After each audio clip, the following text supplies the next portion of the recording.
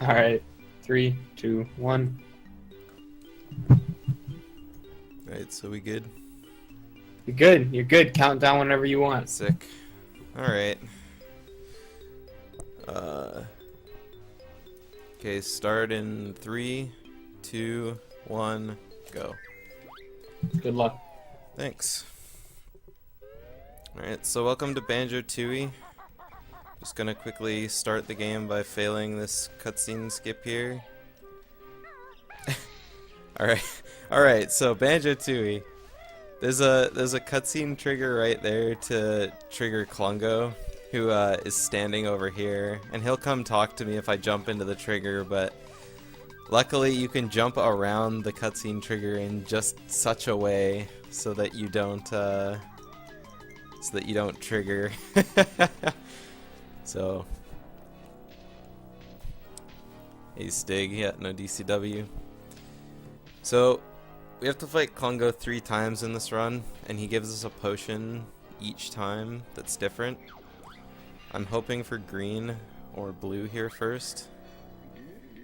Probably blue wasn't so great to get first because this is a marathon run, so I can't YOLO, but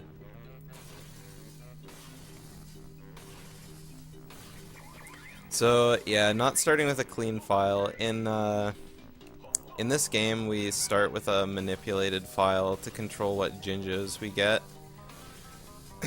Normally, I would just shoot an egg as he splits up here, so I can get away faster and be closer to the door. But because I can't, I can't reset. I'd rather not hit a wrong clone. DCW stands for Delayed Cutscene Warp. It's a special trick that allows us to warp into the locations of certain cutscenes in the game. And in the game's any % run, it's used to warp directly into the final boss that's activated by looking at the cutscene in the main menu. So anyway, the manipulated file is only manipulated for a Jinjo's pattern. All the other stuff that happens in the game is kind of random, and I can't change any of that, so that'll all be coming up later. But if my Jinjo pattern is manipulated, I can get an extra 2 Jiggies early in the first level by collecting the white Jinjo family and the yellow or the orange Jinjo family.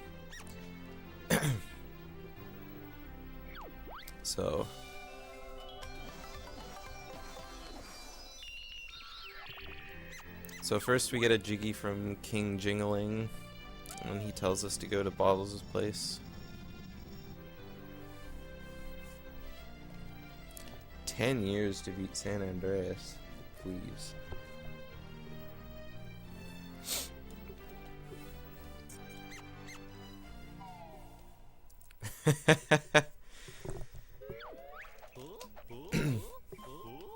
So the first little skip, other than Klungo's skip, I guess, is normally we'd have to go through Bottles' house to get through to Wooded Hollow, where we go visit Jiggy Wiggy's temple. But the white Jinjo house is just close enough to that little plateau there that we can jump off the frame of the door and make it. In Banjo-Tooie, you're able to flap out of Talon Trot, which you aren't in Kazooie. And because you can flap out of Talon Trot, you can also Beak Bust, which gives us a little bit of extra height and movement in the air. So it allows us to do a lot of skips that wouldn't be possible if the mechanics were the same.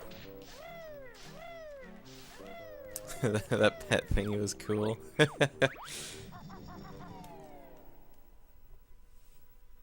that pet thing even have a name? I don't know the lore. I'm pretty sure it was given a name in the end credits. Can't remember. So I'll be doing 10 puzzles throughout the course of the run. Hey, Atticus. Each of the puzzles will give me a steadily higher number of pieces to put in, and where they split up is all random. You don't have to rotate the pieces or anything. They all just kind of come straight out, so that's good at least.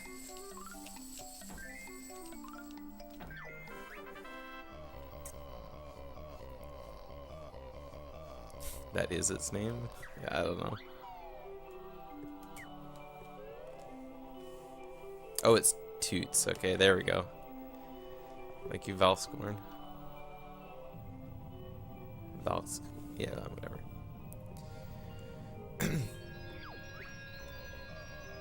So there's a lot of downtime to opening these puzzles. Later on I'll start resetting on some of the puzzles to get back to the gameplay faster. But right now we just need to sit and wait through the cutscenes. This game has a lot of cutscenes in it, so it gives us a whole bunch of downtime to just kind of sit back, crack open a cold one with the boys. Hi, Pro Vapor.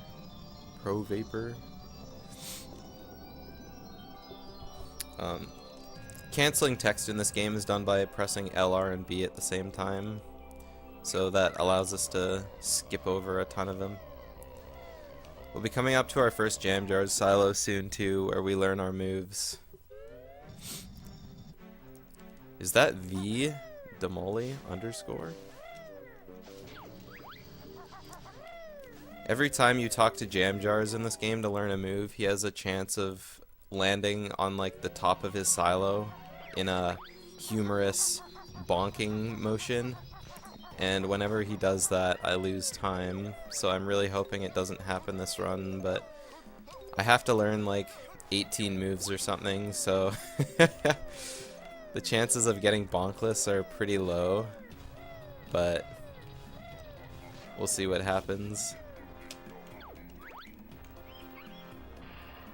So first move he teaches us is egg aim, which lets me get a cursor to aim eggs.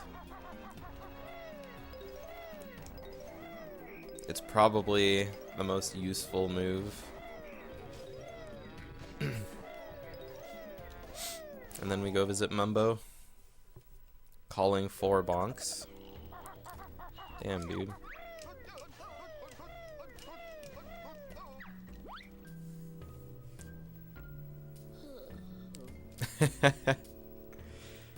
So all we need Mumbo for is summoning the golden Goliath statue to kick open a door. He also gets us a Jiggy in there too, so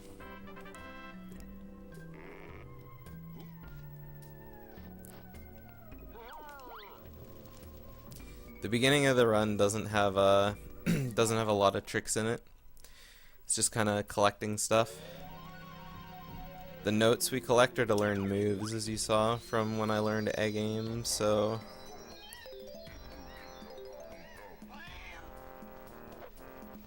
that guy wasn't in a great position, but at least he didn't hit me.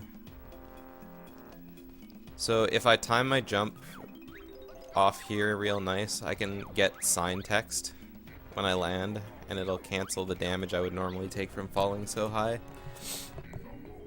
The first time you interact with a sign, you like kind of turn towards the sign and get a little description on how to read the signs. So now I can get close to signs without having to worry about stopping my gameplay.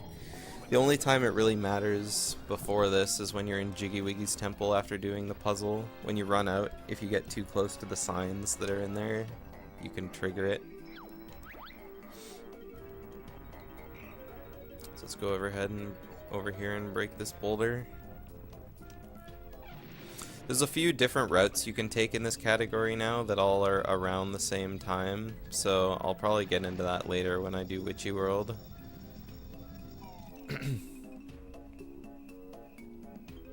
A new trick recently found that lets us grab an extra Jiggy in Grunny Industries. Kinda broke open how their game is played. And I got a white Jinjo. That's real lucky. That means we get an extra Jiggy. What are the odds?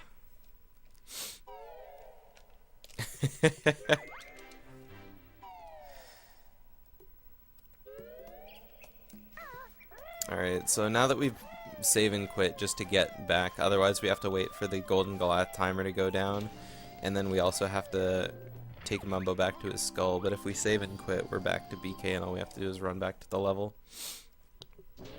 So now we're gonna go to Jade Snake Grove, grab some jiggies, and learn another move.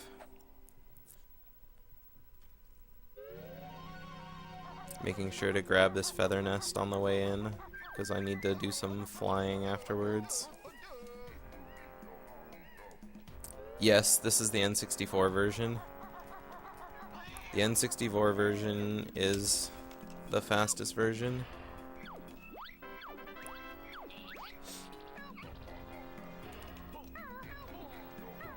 So the white Jinjo family is only one big, so collecting the one Jinjo gives us a Jiggy. And then the orange Jinjo I'll be collecting during the flight section and the Bolvia section.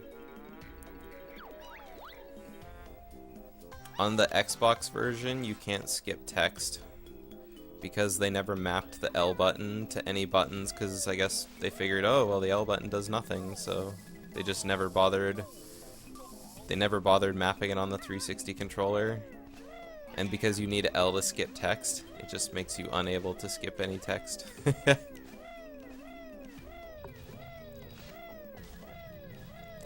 If you could skip text on the 360 version, even though some of the stuff is patched, you would definitely be able to.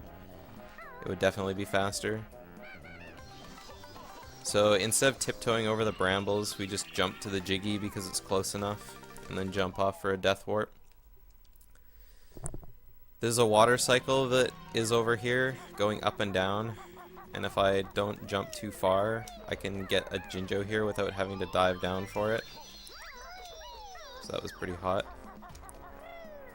And then we go take flight to go do some other stuff. Why are white Jinjos marginalized? Oh! Wow, that was really close. So now that we got those, we fly over here, and now it's time to shoot some flies.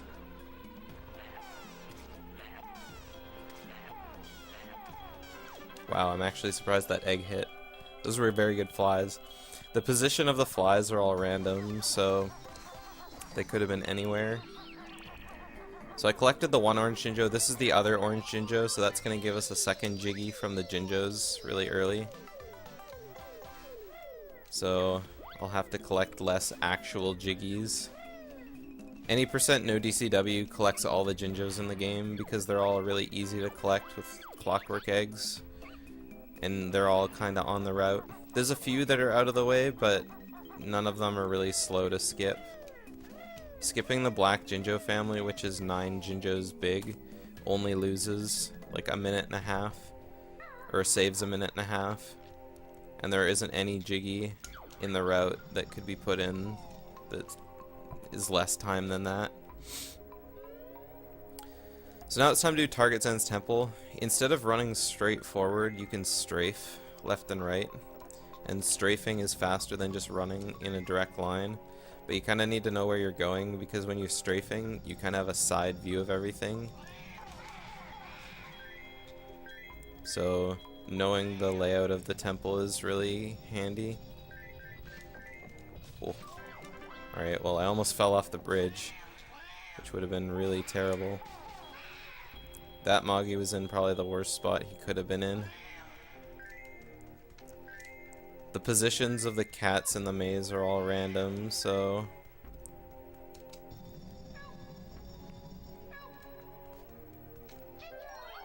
having them being in good spaces and out of the way is good, but I had to shoot 2, so I would say RNG was definitely not in my favor.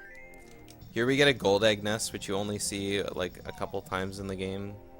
Gold egg nests basically let you shoot as many eggs as you want as long as the timer goes, and it's like a rapid fire egg shot, so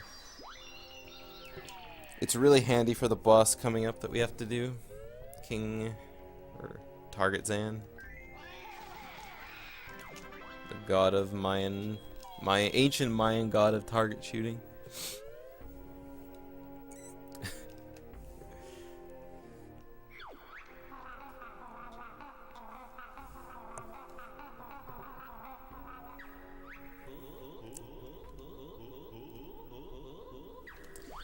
Good, good, good.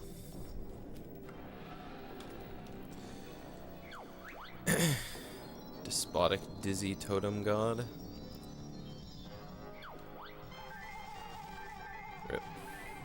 So in this fight... Wow.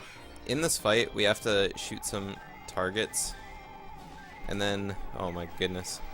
This is not a great fight already. And then we have to shoot a bunch of targets off of his body. And it kind of happens in phases like that. With one more per round. So first you have to shoot... I mean, you always have to shoot 4 targets. But first it's 1 Moggy, then 2, then 3, then 4.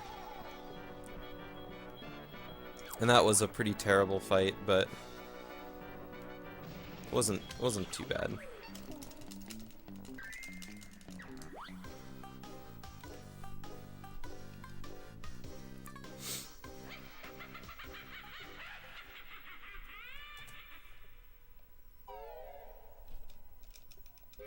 Why was Grafe Jinjo family eradicated?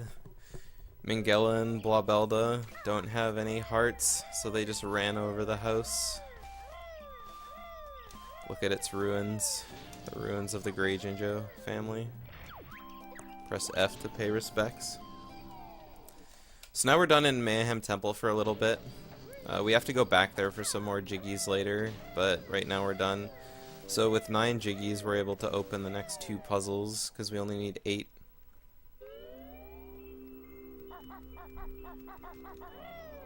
So I can open up Glitter Gulch Mine and Witchy World. They were race traders.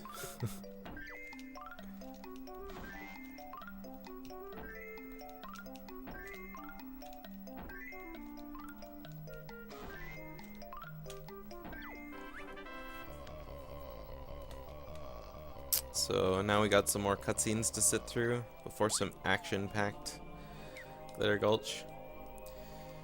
So earlier on I said there were a couple different routes to the run that are all kind of around the same time. I mean, the 3 routes are faster in an order, but the route I'm going to be doing doesn't do Mr. Patch. The next route is instead of doing Lord Woofakfak and JRL, Jolly Rogers, you can do Canary Mary and Cloud Cuckoo Land.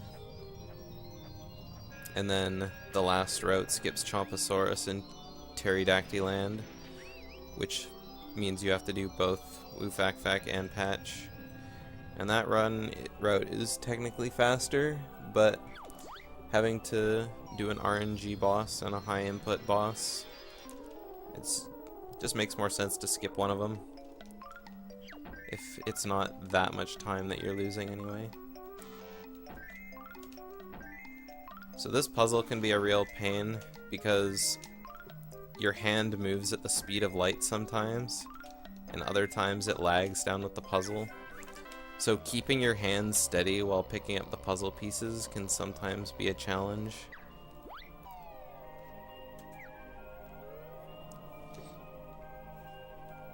The temple music is real good. I enjoy it.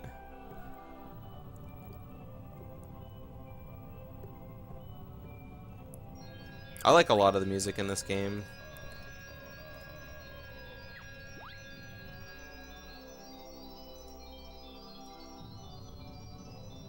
It's like weird still liking the music in the game after having played it for so long, but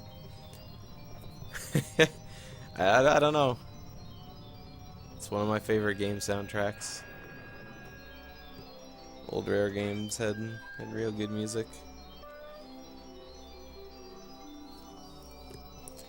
So now that we're done with puzzles, we won't have to do any more for a while. After Witchy World, I'll have to open Jolly Rogers, and then we're good on puzzles for a little bit. Praise Crazy Kirkhope. So now that we have Grip Grab, we can gain access to Plateau. You can actually get access to Plateau with a finely timed jump instead of actually needing the move. But because we need Grip Grab for a bunch of other stuff in the run, it just doesn't make any sense to skip it.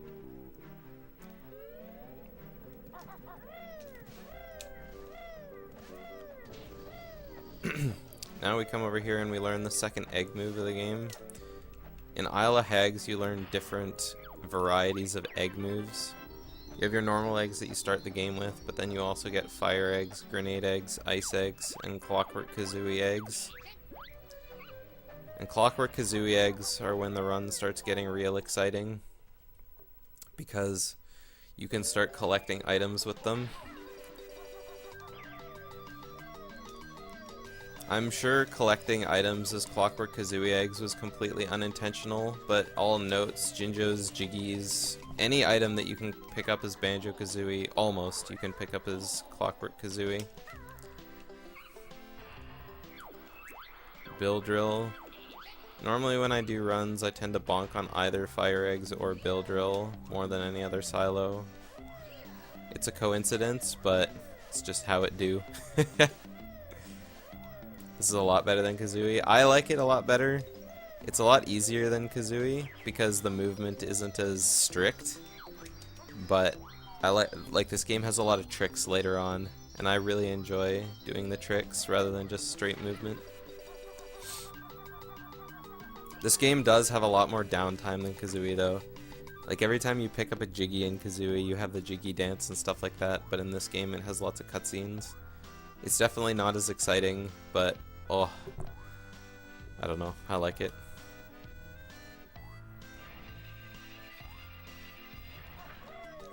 So now we have to make this gate timer while collecting a bunch of other stuff. There's a ton of notes and a Jinjo that we need to get. Oh. So my gate timer is probably going to be like maybe an 8 after messing up that movement on the slope. So not that great. It's faster to do a run around, like around the side, but oh yeah, we're looking more at a 7 now. Oh yeah. An 11 is really good on that gate timer. I've never gotten a 12, but it's possible. And then we just kind of bounce off that Jiggy and fall off and flutter back on so we don't have to like watch. Doing that fall also takes us a lot of damage because we have to do a death warp at the end of these flooded caves to get back to the beginning of the level. We do very little of Glitter Gulch Mine right now because we need Clockworks to do a bunch of stuff later. So right now it's just get a few Jiggies and then leave.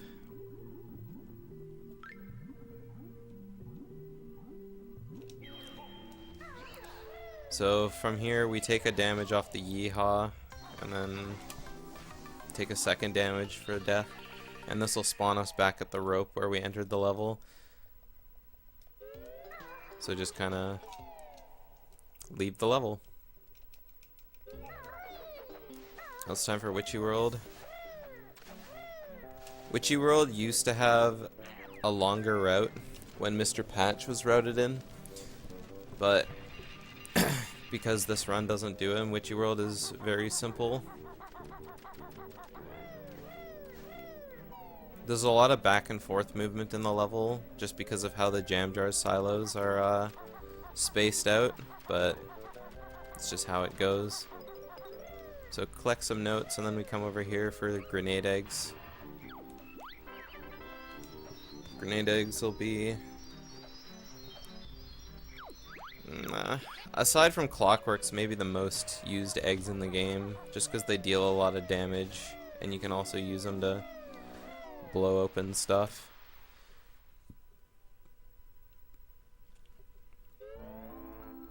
But the explosion also creates a lot of lag when you use them, so maybe not, I don't know. So we blow open this gate. The only reason we're doing that is to grab these notes up here. And then from here, Witchy World is a lot of note collecting. So I run in front of that guy instead of directly towards the note to kind of trigger the tokens. These fruities shoot these little discs at you, and they have very, very good accuracy with their shots because they don't shoot where you are, but they shoot where you're going. And so if you just run in a straight line, it'll hit you every time. That bill drill was unintentional. It's really easy to do build drills in this game because if you hold the Z button for just a little bit too long, it just triggers it. That one note we collected in the fruity would be faster to collect some other time, but we need it like right now before we need it right now to have enough notes for airborne egg aiming, which we use later on in the run for a couple things. It's really laggy here as well if you don't have your camera all the way zoomed in. So, I mean, lag in Witchy World and Pterodactyland are really hard to escape. A lot of this game's speedrun is camera manipulation to not eat a bunch of lag. And I purposely had my camera manipulated out there so I could get red feathers. Feather management is really important because in Jolly Rogers we learn a move called Talent Torpedo, which uses 5 red feathers per use. And there's a lot of uses for it in the game, so it eats a lot of feathers. In Pterodactyland there's a lot of places to get feathers, and there are, I mean, that aren't out of the way, but it's hard to get feathers that are on the route without losing a little bit of time. So, another thing I forgot to mention earlier is, whoa, I forgot to beak bust. You have a slope timer in this game that times how long you're on slippery slopes. And basically, when you're on a slope, the slope timer starts, and when it hits a certain number, then you start to slip and slide off. So by doing those jumps at the top of the cactus there, I can like stay on the slope by resetting the slope timer. And how you do that is you have to get Banjo's shadow over top of flat ground between jumps on the slippery slopes. I'll be doing that a couple times in this run, but it doesn't happen very often in this game. Thank you, Dark Caligma.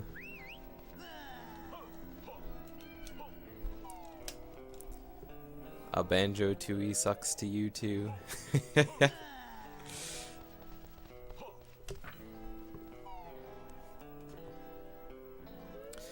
So this next part of the game here, the Crazy Castle Stockade, is a bunch of mini games. Basically, in here you learn Pack Whack, which is a very good move for Banjo. And then we do a bunch of mini games in the castle. Hoop Hurry and Balloon Burst.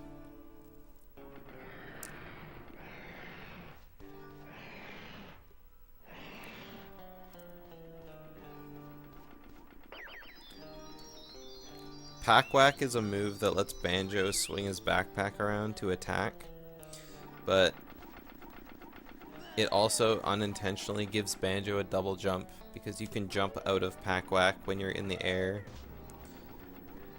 So it allows Banjo to reach a lot of surfaces. How did I like Ukulele?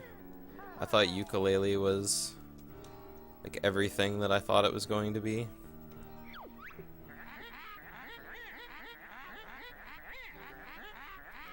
So mini games are pretty simple. Red is 1 point, green is 2 point, blue is 3 point. And then just win. I need 30 points to win Hoop Hurry, so I'll have lots of time. In mini games you have infinite eggs, and so if you poop eggs and then recollect them, your count goes up because you're collecting eggs, but your count doesn't go down because you can't lose eggs because you have infinite eggs. So I'm gonna use that to get a bunch of blue eggs right now. So I only have 47, but I can keep gaining a bunch.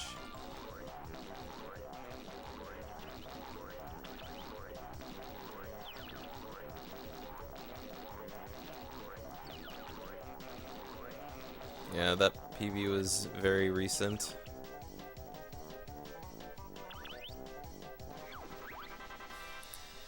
There's 3 different speeds of grunty text you can get at the end of the game there. Did you miss patch yet? This run doesn't do patch, Caligma.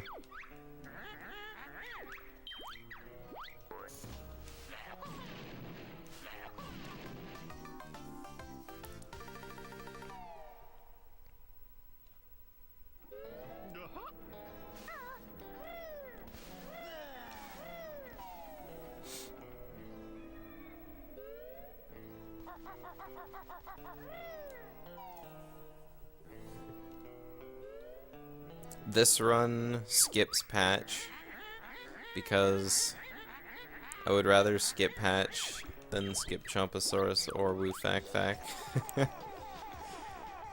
Because Chomposaurus is my favorite minigame, and I mean, the opportunity to skip patch just was... I mean, skipping Woo Fack Fack at first was what I wanted to do, but I did that route for a while, and I wasn't a big fan of the movement in JRL, because you have to open up crispy bacon with grenade eggs instead of the submarine, because you don't become the submarine.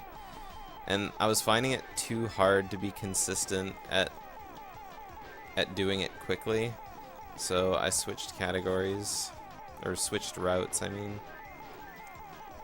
This is a really bad balloon burst. I mean, I've already won the game, but normally my score is much higher. I didn't see too many blue balloons.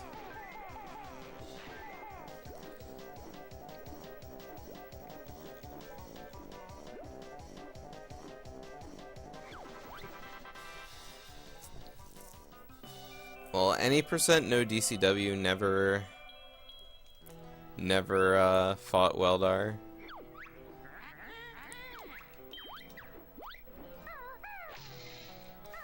Weldar is a 100% exclusive boss.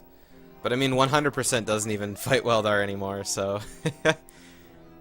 The only category that fights Weldar anymore is Boss Rush. Which isn't even done in a file, it's done exclusively off the main menu. Alright, so now that we got these jiggies, it's time to go become a van. No, don't talk to me.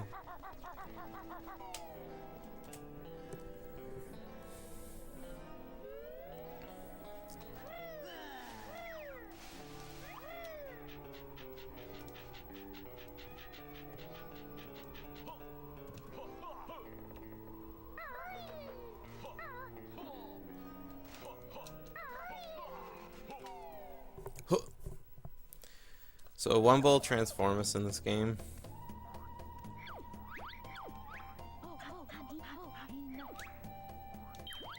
Well, you still visit the room that Weldar's in because there's a Cheeto page in that room.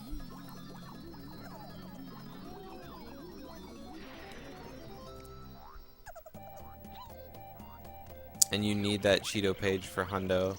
But if you fall off the pipe, you trigger the boss fight. So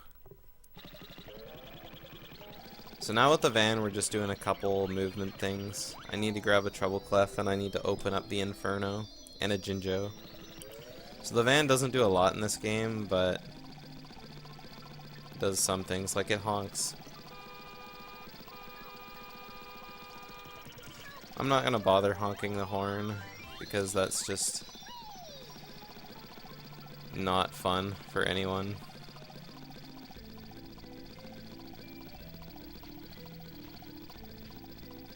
They changed Banjo's voice in this game?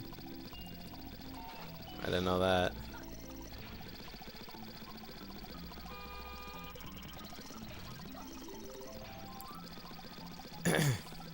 Alright. So, collect some more notes. Honk to the music.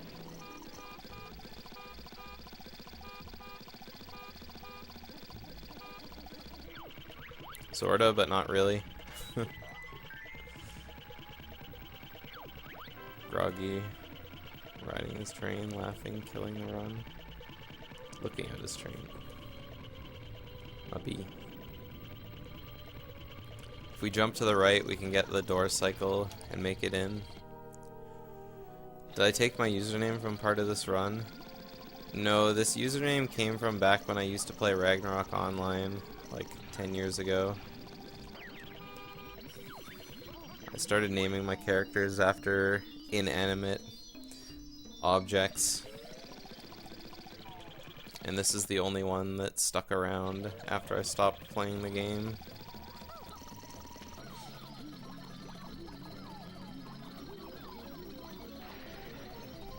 Everyone loves historical name stories. Anyway, now that we're done with the van, we have to go to the Inferno. And the Inferno is probably my favorite part of Witchy World. It's really short, but like just the stuff you do in it is pretty fun. Like this whole segment up until the end of Cave of Horrors. So all we have to do is run up here and grab a Jiggy that's at the top, and then we have to do a fall down. But because I want to Death Warp real soon, I want to take a bunch of damage. So I need to fall from just enough height so that I don't die. But then you also have that splat animation to worry about. So what I have to do is I have to land in the lava. Oh god. I'm in the wrong direction here. Ugh, yeah. I definitely went in the wrong direction. I zoomed my camera out one too far. So that was kind of slow, but I mean, it's not bad. So now that we're out of here, we do a long climb up the tower. And I'm really glad I didn't get tagged by his hammer there.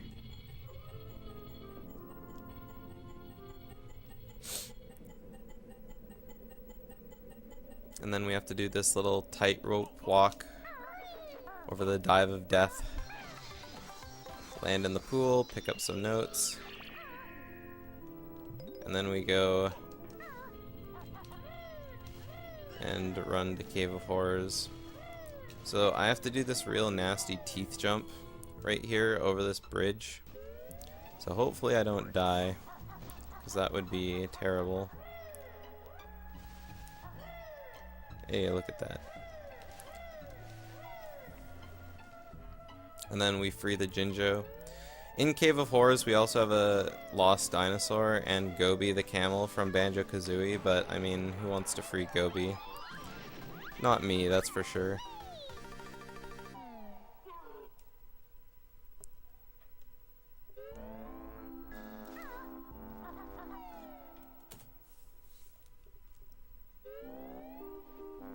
Alright, so now that we're done with Witchy World, it's time to go do another puzzle.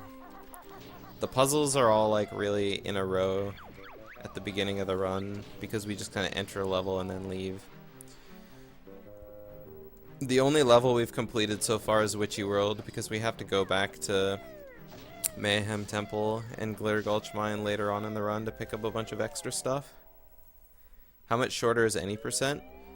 Any percent is pretty short.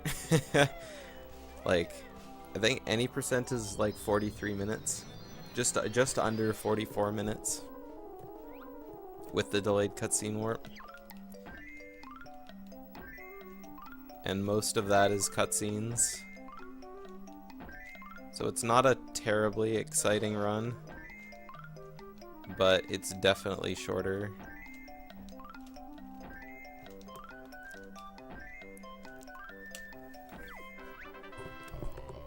Yeah, Gobi can sit in his prison cell. So because we don't need to go back to Wooded Hollow from here, I can reset out of this cutscene because I need to be back in Jinjo Village to go back to Spiral Mountain. Resident sleeper percent is correct.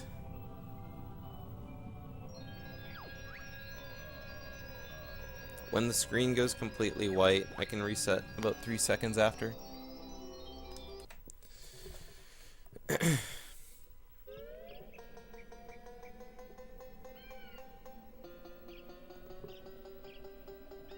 I'm not sure what the exact time is, but I usually wait the exact same amount of time.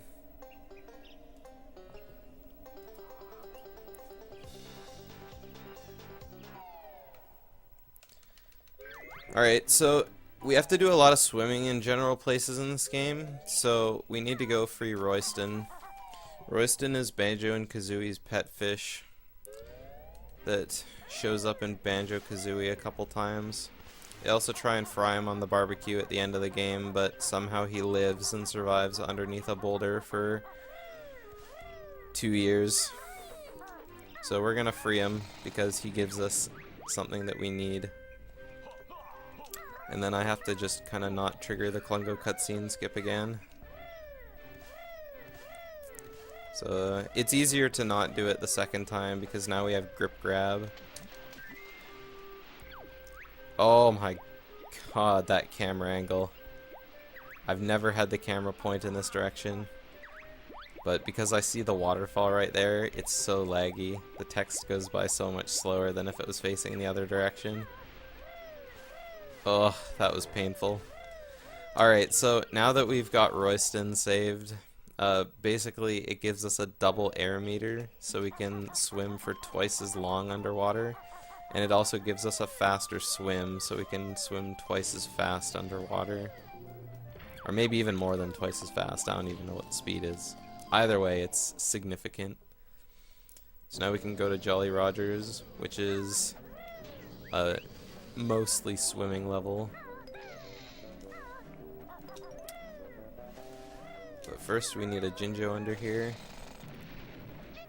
Bill Drill isn't required to get that Jinjo, but it's faster to just use it since we have it. And then we come over here and open up Plateau, or I mean Cliff Top. There's a couple notes we can grab over here by Honeybee. And at the beginning of the run, notes are really important. I need 265, I think, notes for Wing Whack, which is Kazooie's attack move.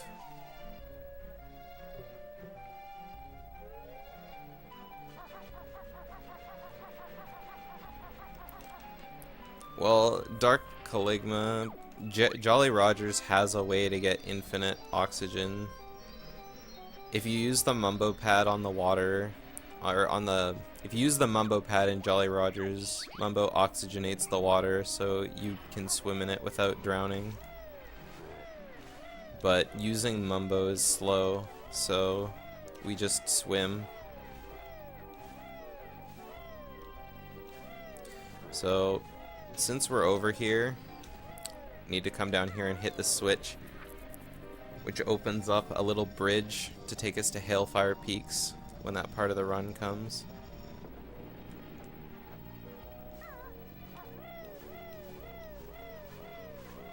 Yeah, the only run we would use it in is all Mumbo Pads, if that becomes a meme category.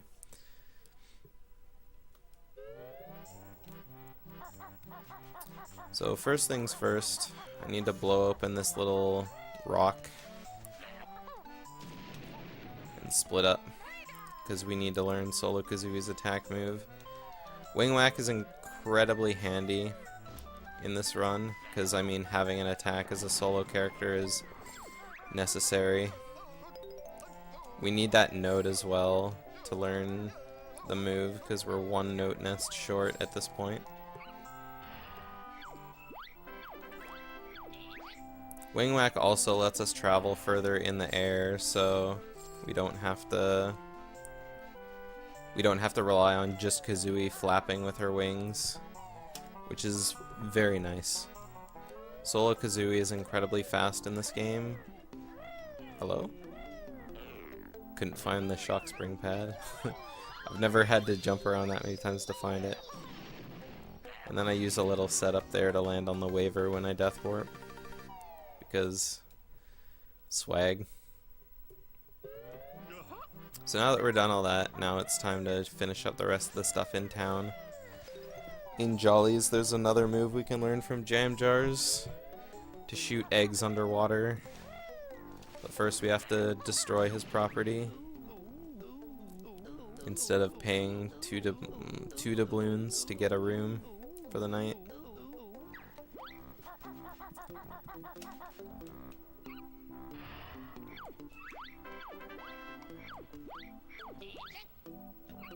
Alright, so with the ability to shoot eggs underwater, we can freeze a little octopus that blocks our path. It's not super necessary, but it just makes it a little easier.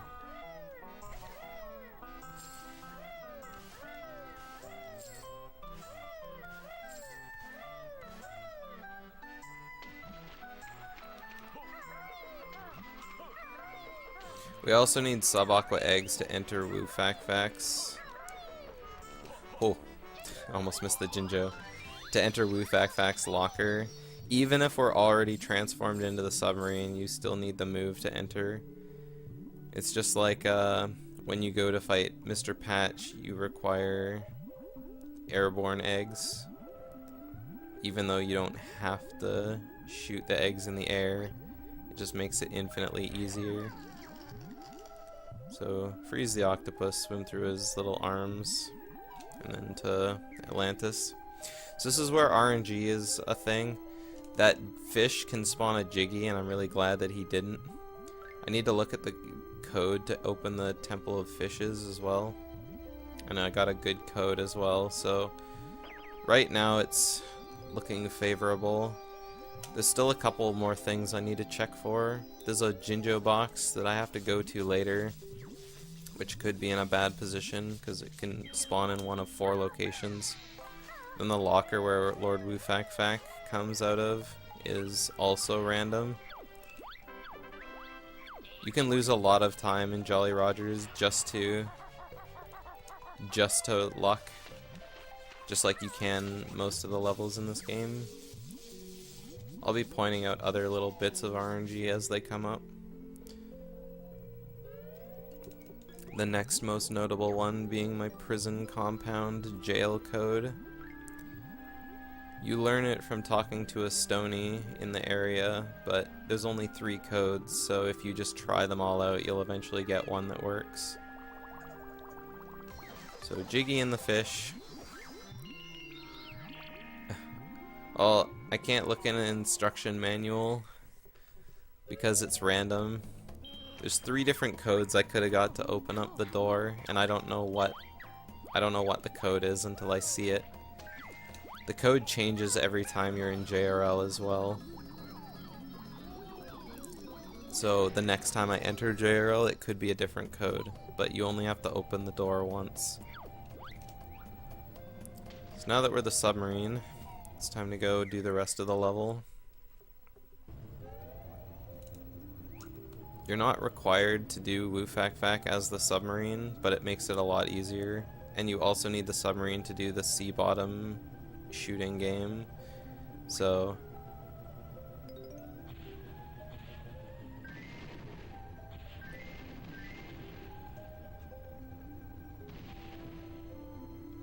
I wasn't sure if that was gonna hit or not.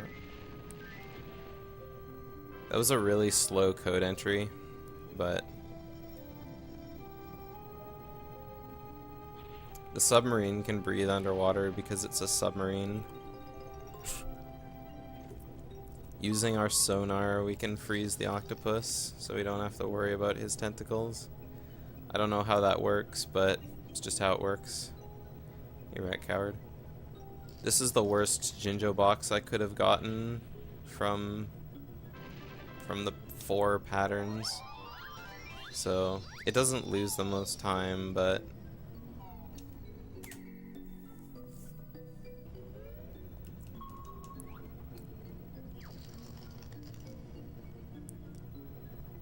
if I get one in the opposite corner, I can get a grenade egg nest from that. So I got a pretty close locker spawn to here, but it's on the left or right side, so it's not that great. Thanks for the squids. So Lord Woofakfak is also random. The boils light up randomly, so I have to hope I get lucky with a good pattern, otherwise I'll lose a bunch of time. Can't tell where the first one is. Oh, there it is. Oh, rip. Well, that's not bad, actually. Alright, so one of his boils was on the other side, so because he's pretty close to the end of the door, I can just wait for him to turn around, get out of the way of his little electric attack, and then continue shooting his boils. Alright, I got unlucky with that last boil placement, but... Oh, what? I thought I hit him. Oh, you gotta be kidding me. How did all those torpedoes miss?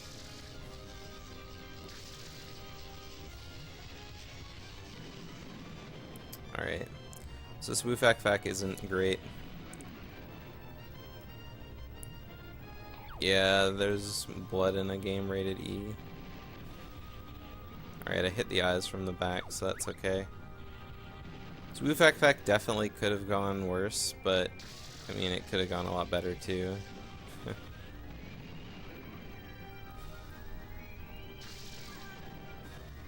That's bad. Please hit him. Please hit him. Oh, I didn't hit him.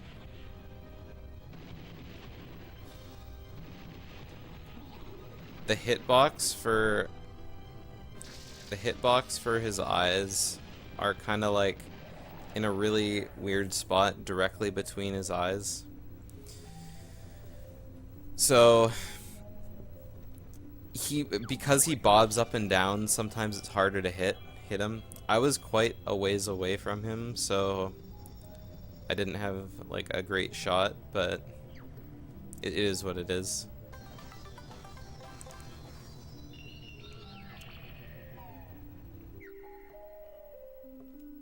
He's definitely the most difficult boss in the run, aside from Hag 1 probably.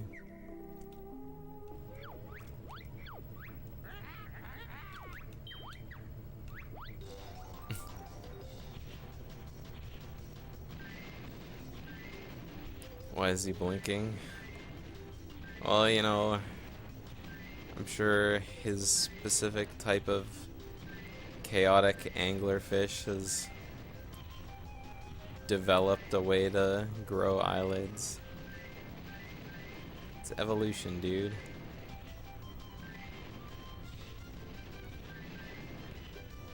So sub minigame, another minigame. Yay.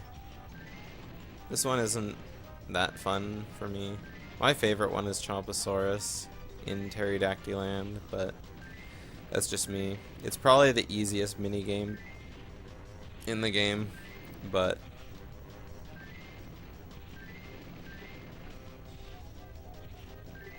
oh shoot. Forgot I only needed a certain amount. Make it. Ah, damn. I completely didn't see my score. That's bad. But it's not too bad. So grab the Jiggy, and then it's time to leave.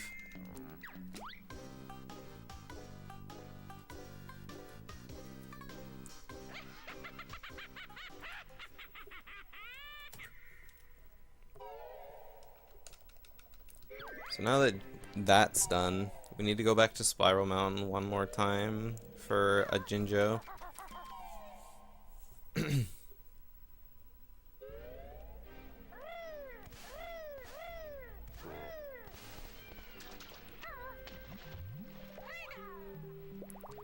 It's Jinjo and Spiral Mountain we need a Talon Torpedo for. And then we won't be coming back to Spiral Mountain for anything else. Hey Klungo, see you in a sec. So because we never triggered that cutscene at the beginning of the game, Klungo just never goes away. He stays in Spiral Mountain there, even though we fight him later on. Like, I'm about to fight him right now. I warped to the wrong silo by mistake. It's RNG manipulation, aligning the subpixels to give me blue potion, or green potion. So, we have to fight Klungo again now, and he's got 2 potions left for us. He can either give me a red potion, which is slow, or a green potion, which is faster. Personally, I'm hoping to get a red potion, or a green potion out of this, because I really don't like dealing with green potion Klungo 3. But anything can happen, so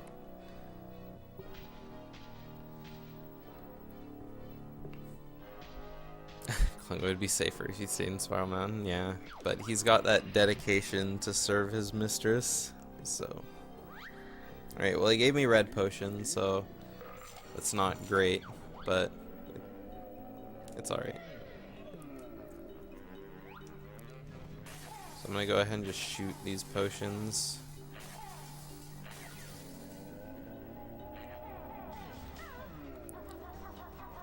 make my way over to the door.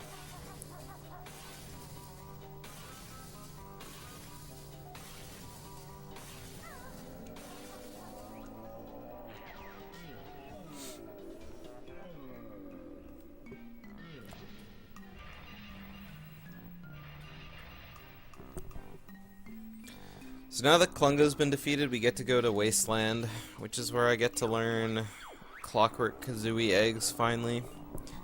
And with the Clockwork Kazooie eggs, we can start doing some more difficult stuff.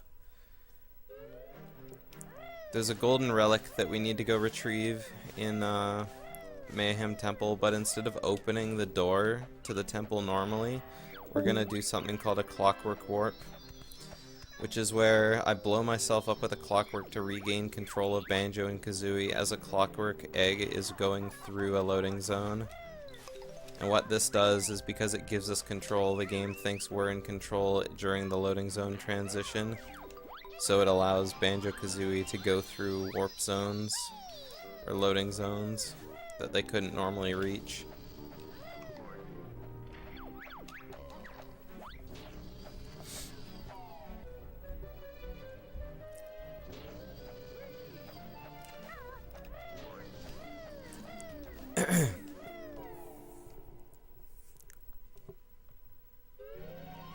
So now that we're back in MT, this is probably the hardest trick in like the beginning of the game. Learning the timing for clockwork warps is really difficult for some new runners to learn, just because of how many buttons you have to press at the same time.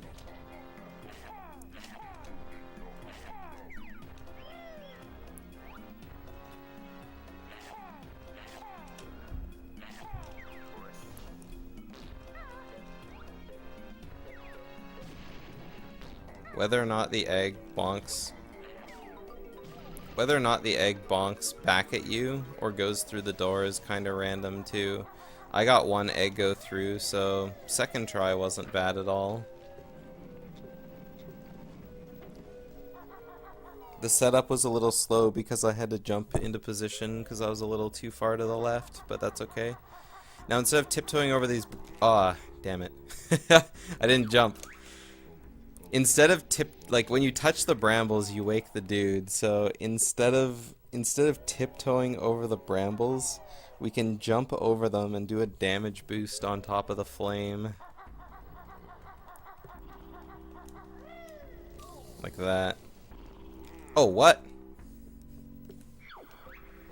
I haven't failed this in a long time. Quality. Instead of tiptoeing, we wake them up. I know what I did wrong there. Alright, let's do it right this time. There we go. Alright, so now that once we pick this up, if we do a slide, we don't pick up the Jiggy. So all we have to do is land on the torch. For some reason, when you stand on the torch, the game doesn't think you're on the ground.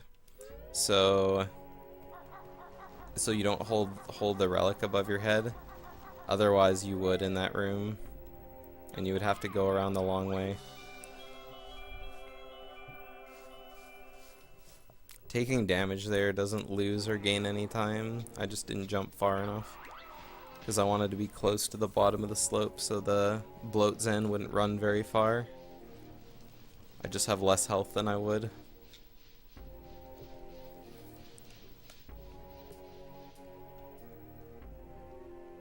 Yeah, T-Count.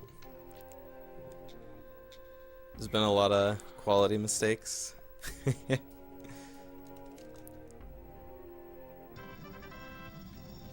Alright, so now we just pick up the Jiggy and leave. The next little bit of randomness is happening when I enter Prison Compound, because we got a code to go learn.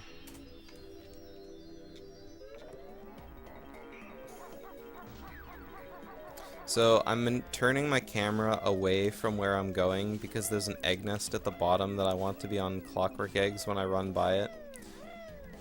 And this game doesn't load egg nests when the camera isn't facing directly at them, so when they rotate through their eggs, if you don't have the camera like facing the egg nest, it'll kind of pause its rotation. And I want that clockwork nest because having more clockworks is usually good. So here we have pillars. We can just shoot a clockwork to the top of them though, because it's just how it works.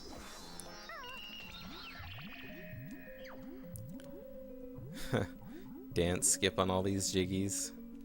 It's just the superior banjo game doing its thing, you know? Alright, so now we have Swamp Shot coming up. This trick is, or this shot is dedicated to Demoli.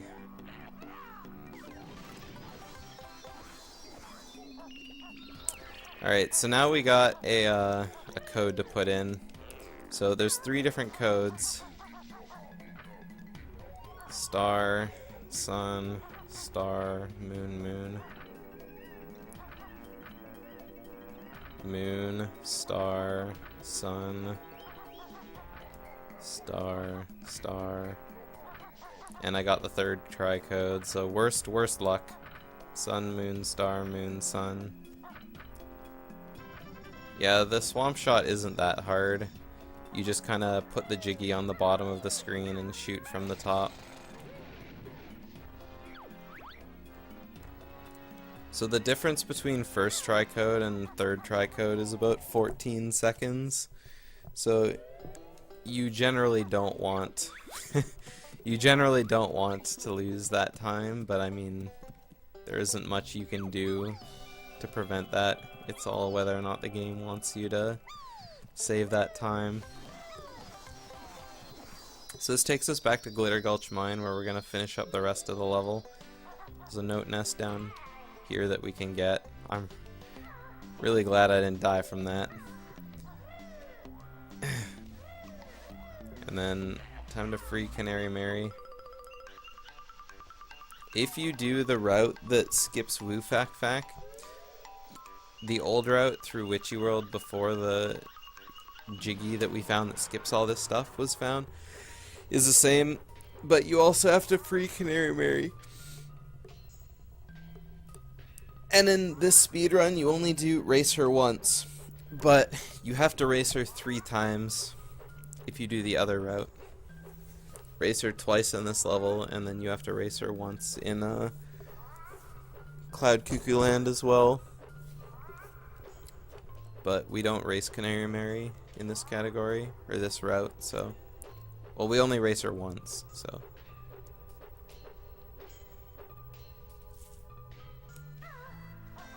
If you'd like to see me race her more times than once, I do run a category called All Canary Mary Races Except 4 because it's too hard %. So in water storage, there's a Jinjo and a treble clef to pick up. The Jinjo is on top of the pipe, and there's a really nice clockwork shot we can make do from the water.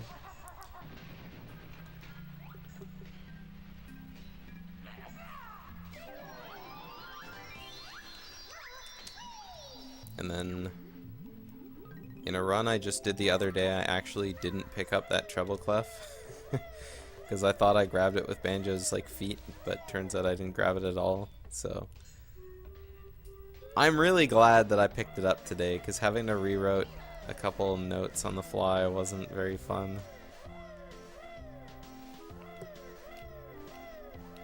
So some more notes up here. I only need 545 notes for the rest of the run because I need that to learn leg spring. There's one more move that I could learn in the route called Shack Pack, but there's a trick I'm going to do in HFP to skip that. And that'll be the one of the last things I do in the run. So in here, grab a Jinjo. It only saves 3 seconds to collect the Jinjo with a clockwork instead of running in there and grabbing it with Banjo and Kazooie, because you have to re-get into Talon Trot, and also clockwork runs a little slower, but it's still just a couple seconds that save. Clockworks are indeed broken. You'll see later. Right now the clockwork tricks aren't very plentiful, but they'll get better. At least this game has walls. So now we have another strafing section. This is ordnance storage. We have to defuse a bunch of TNT sticks. If you shoot any eggs at the TNT sticks, they blow up. So we need to learn that move there, beak bayonet, to skip that. So I do want to shoot a couple eggs in here because I need a death warp at the end of this game so I don't have to run all the way out. So I'll be taking damage on a couple enemies because I don't really want to waste any more grenade eggs. Having only 10 grenade eggs here is a little low, but I'll be getting lots of grenade eggs in Pterodactyl Land, so it's not that big of a deal.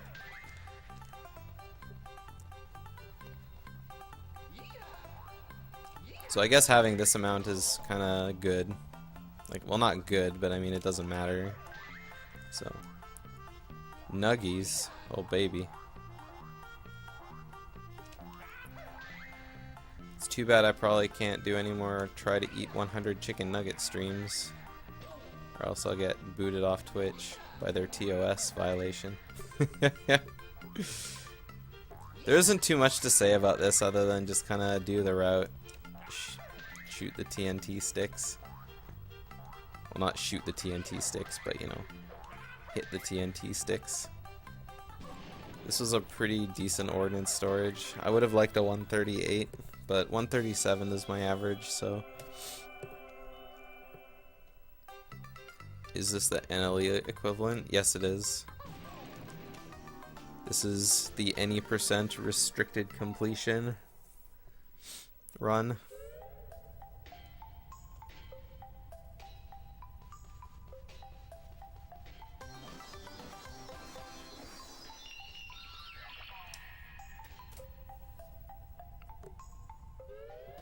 Alright, so now we have to race Canary Mary.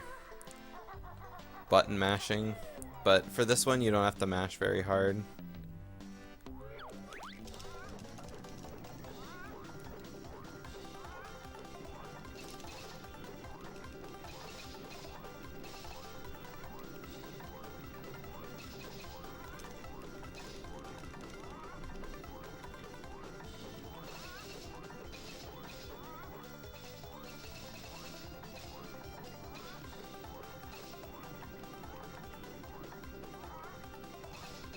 Yeah, the delayed cutscene warp is what breaks Banjo-Tooie to 43 minutes.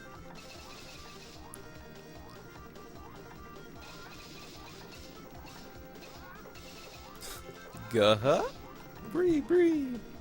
This is the best emotes on Twitch. Drawn by the Demoli himself.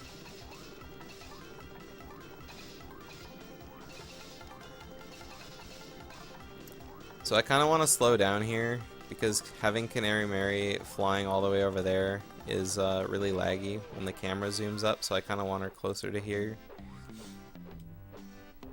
It only like probably saves less than a second, but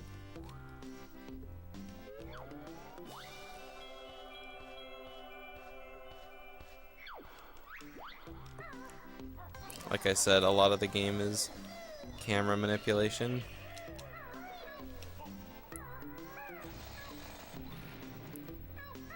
So this is the first example of a parallel clockwork shot that I'm about to do.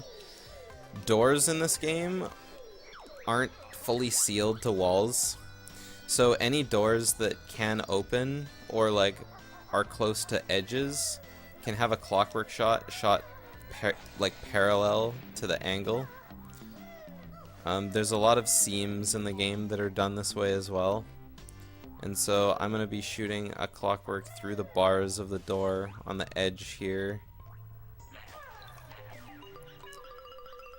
to grab the Jinjo. And that skips having to blow open the prison door with the TNT.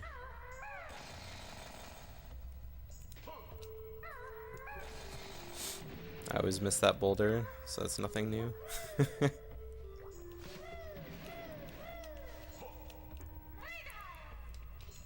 So now we just go quickly grab another Jiggy over here with Kazooie.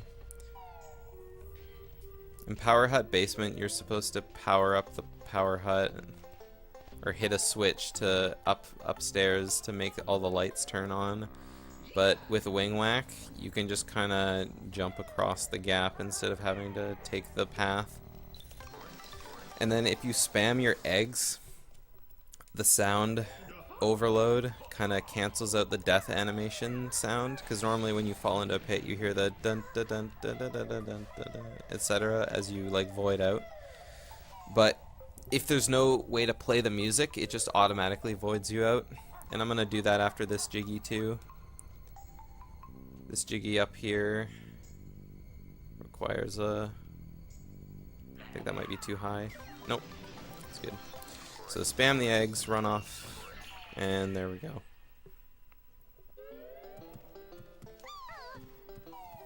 More GDO impressions of the Tooie music. Depends. It's hard to do an impression of MT music because it's just mumbo sounds.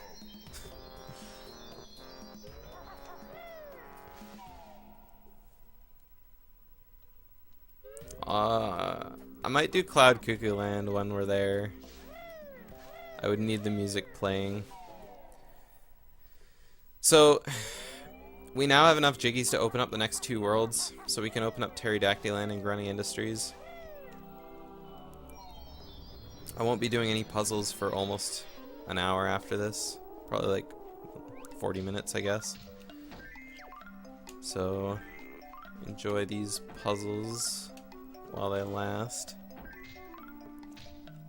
If anyone enjoys puzzles.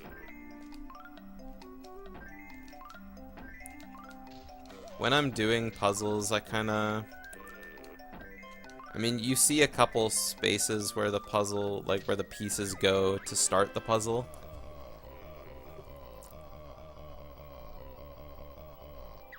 Yeah, the next world is called Pterodactyl Land. So that was a really good puzzle. It could have been better because I kind of didn't pick up the piece right at the end, but this isn't the last chance to spam puzzles because I still have to do another 4 puzzles after this session of puzzles. I still have to open up Hellfire Peaks, Cloud Cuckoo Land, and then once I'm done collecting jiggies, I have to open up Cauldron Keep and the gun chamber.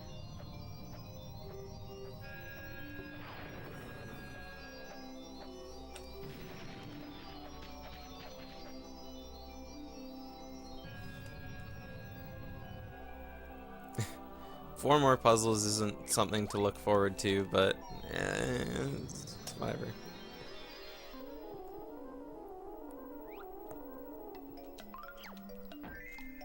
Whoa. The piece kind of shot out of my hand there.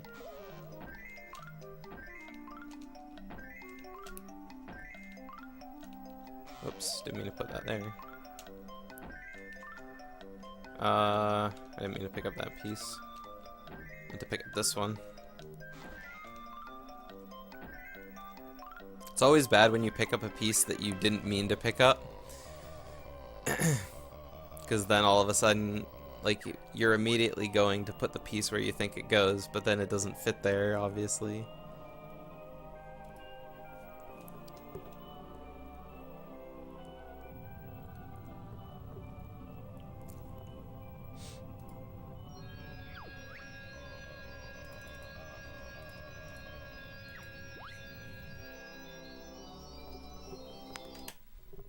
So when we reset on this puzzle, because the Grunny Industries door has a texture on it that says do not enter, it never gets blown off. Like, you never see it get blown off in the cutscene. So it stays there.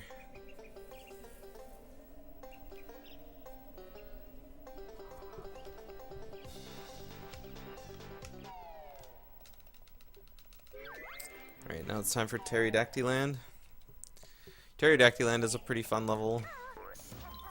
We just need to pick up a quick treble clef here.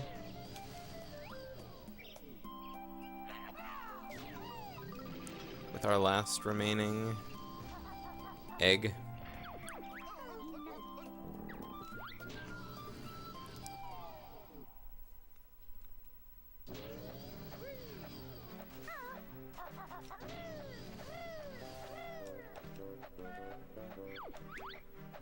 Alright, so talking to jam jars at any of the egg silos fully replenishes your egg totals.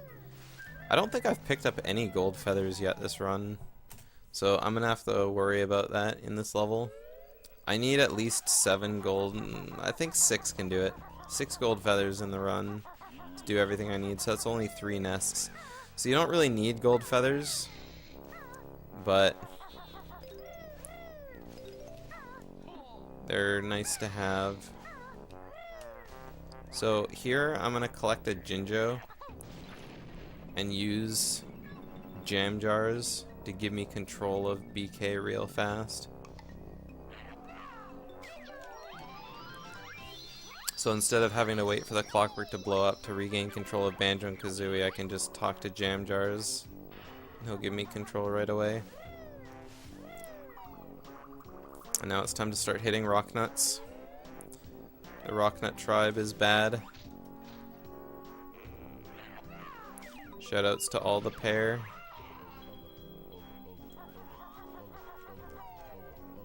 Not fair. Found gap in armor.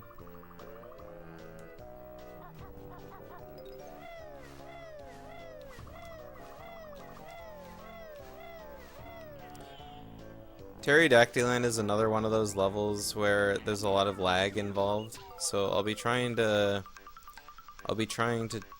manipulate my camera as best possible, but it's just hard.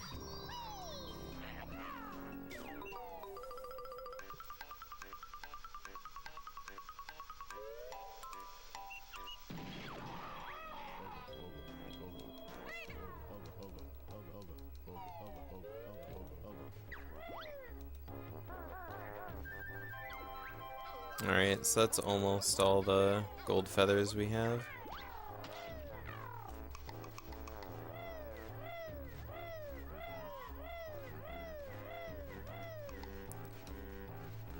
Oh dear, I don't know if I'll... That's a really weird angle. Well, it works. It's just a setup for a nice ricochet shot into the hole. I used to not do that shot, and I used to just do a parallel shot, but then it wasn't hard anymore. So over here, we have to shoot a clockwork into the hole by the waterfall, and there's a chance that I can sink down to the bottom.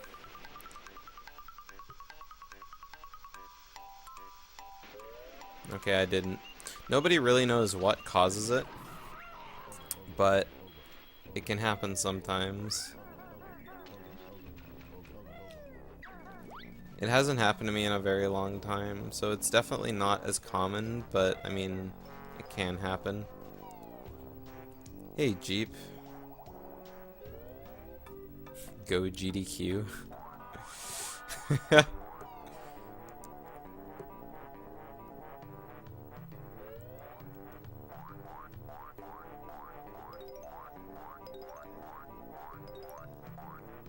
Alright, so here's where we can pick up some grenade eggs.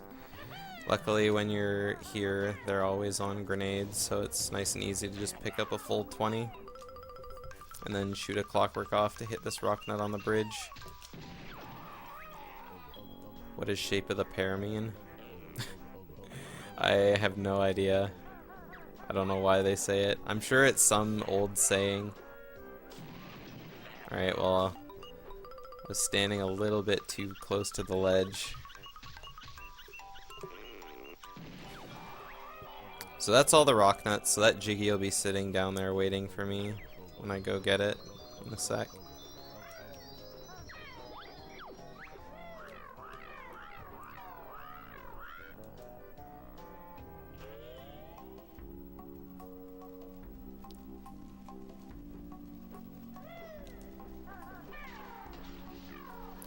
So being down a clockwork isn't that bad. It just means I have to collect more clockworks in Jolly Rogers when I go back there.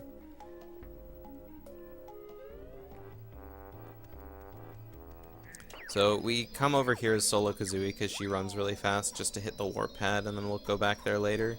We need both Banjo and Kazooie to do Stomping Plains, so there's no point in doing it there. in the PAL version, there's a trick that you can do to get a Jiggy with a clockwork egg there, but it's slower in North American version because I can do an egg barge. And I haven't done any egg barges yet, so I'll show you guys that when I get to Stomping Plains.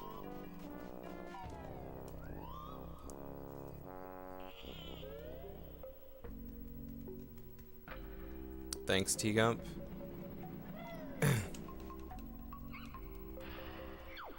Well, I mean, you can always whisper him the link, too. Okay, I actually want those to be on gold feathers, because I knew I was one short. You memed FFZ. Alright, so now that we're done as solo Kazooie, now we can just come over here and rejoin. It's time to go up to River Passage.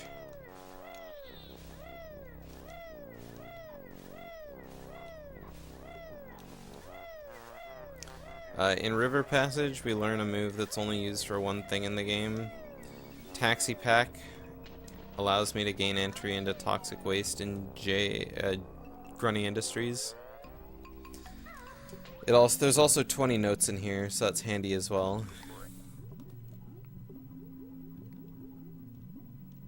But access into Toxic Waste is important because in there's 2 Jiggies. So there's a way to shoot a clockwork into Toxic Waste from the outside right now, but currently there's no setup to clockwork warp inside. So if one setup was found for that, it would negate the need to learn Taxi Pack in any percent no DCW.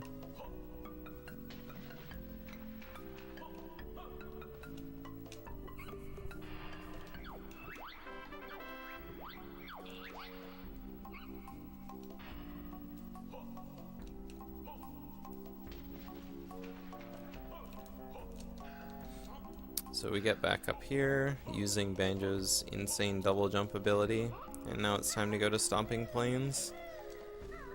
Whoops. Where we have to go up against the mighty Stomponodon, who is only really a foot.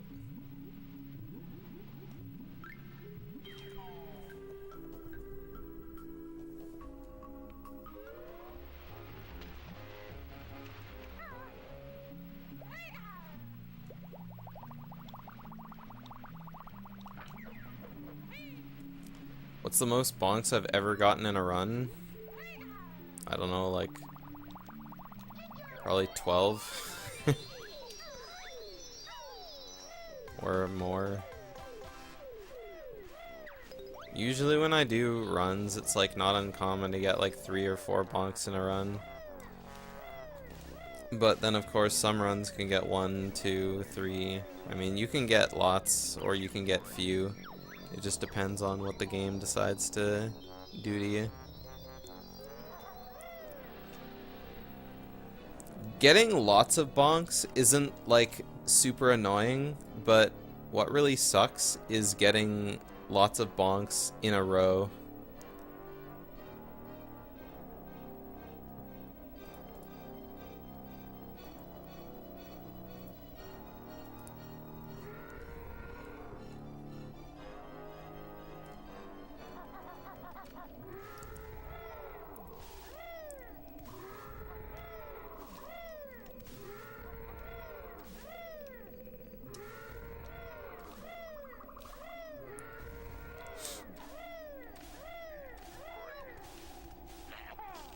Alright, so this is an egg barge.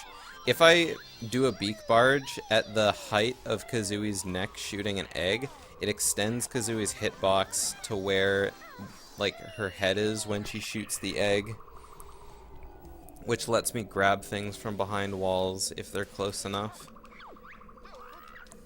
Egg barging was patched in the PAL version of the game, and it was also patched on Xbox, I think, as well.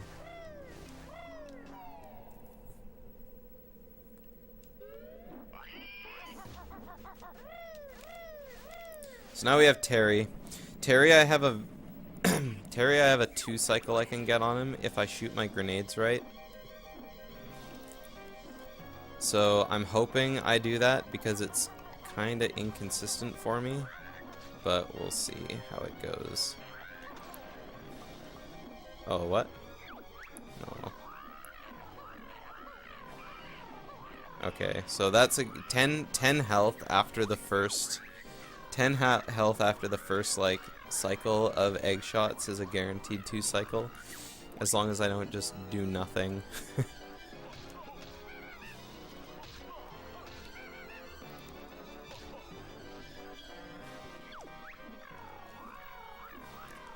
Hey, where did all my snotty buddies go? So I'm looking to get one more clockwork during Terry here. There. I probably should have gotten a grenade egg nest instead, but it doesn't really matter. I'll be getting both in Jolly Rogers. So getting the fast 2 cycle by kind of double shotting Terry. No, Jolly Roger cleanup is after I finish Pterodactyl Land, so you still haven't missed it. How you get the 2 cycle is basically when you shoot Terry with a grenade, like he recoils back, and after 3 recoils with grenade eggs, which is 12 health, he'll start his next phase. But if you shoot an egg in front of him, it'll go behind him, and when he flies forward, he'll kind of fly into the explosion. So if you make him recoil with a grenade egg, and then he gets hit at the same time by that grenade egg in the back, it'll actually hit him with 2 shots of grenade eggs, but he'll only recoil once. So using that, you can get a 2 cycle on him if you can do it twice. But you have to be able to do it at least twice. You can do it twice during the first cycle, or you can do it once during the first cycle and once during the second cycle. So now we're coming up to my favorite minigame in the game, Chomposaurus. It's also the easiest minigame in the game. All you have to do is stand still and hold down the Z button.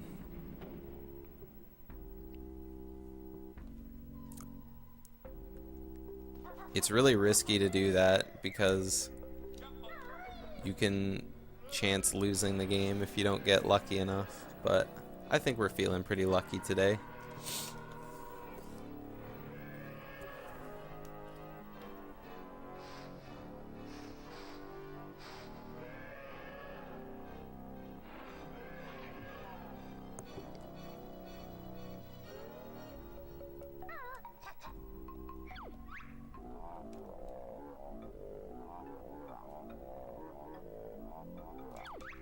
Why are you guys criticizing him?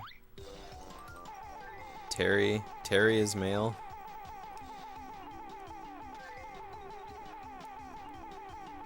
Trash can is a better minigame, yeah.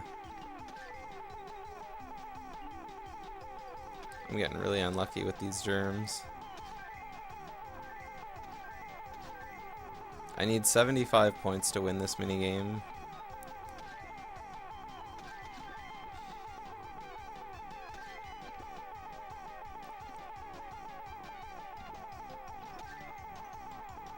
Yeah, Terry's wife broke up with him.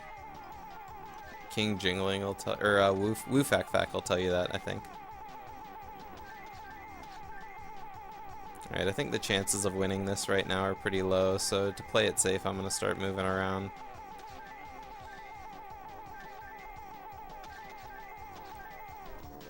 I couldn't do it. I failed, y'all. Wow, I got pushed out of the way by the germ, or the ulcer.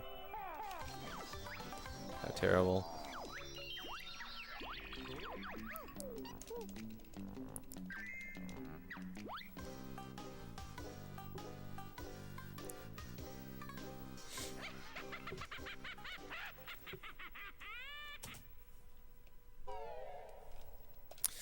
Alright, now it's time to clean up JRL.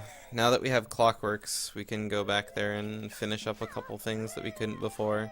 There's also a Jinjo that we can get on Clifftop as well. And I have 6 Clockwork eggs, so we're looking pretty fine. As long as I don't miss the shot to the Jinjo, everything should be okay.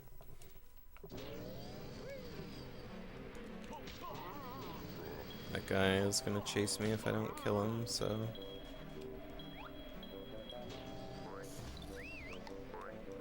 Whoops.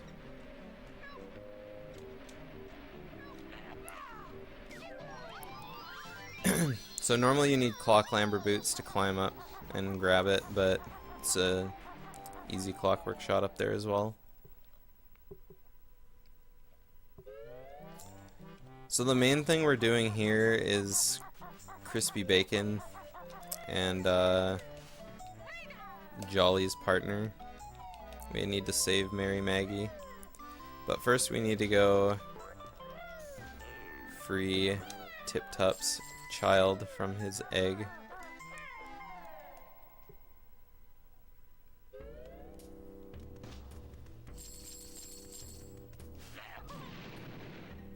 And then we take damage because we need to death warp after. There could be a guy right around the corner here, so he can be anywhere. If you don't see him right away when you enter, there's a good chance he's in your way. So it's always good to wing whack when going around that corner just to be safe.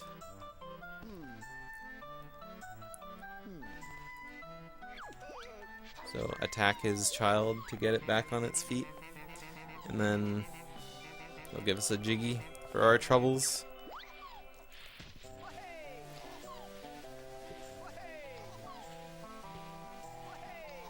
Wahey!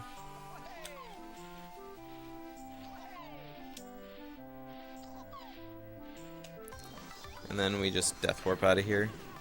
Whenever you die as a solo character, you always go back to the warp pad that you split up on. Well, you always go back to the split up pad, I guess, not warp pad.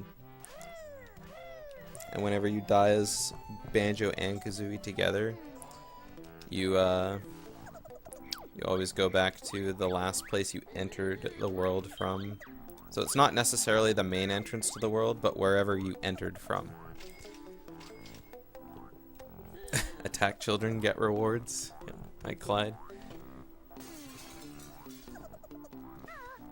Alright, so get the jiggy from Pano, and then we leave with our notes.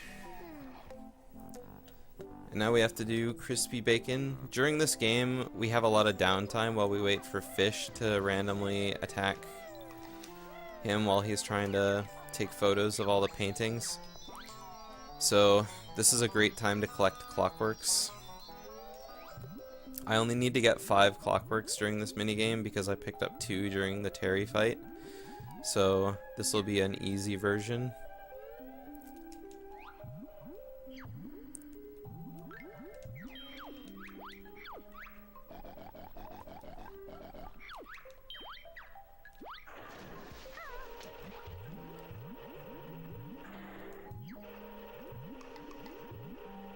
So collect 1, collect 2, and then we can collect a 3rd one over here.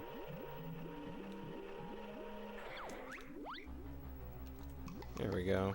And I may as well just stay here because I'll be on top of the clockwork nest as it spawns, I think.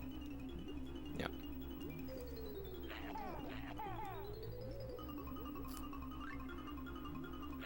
It would be great if there was a faster jiggy to cut this one out of the route, but unfortunately there isn't one.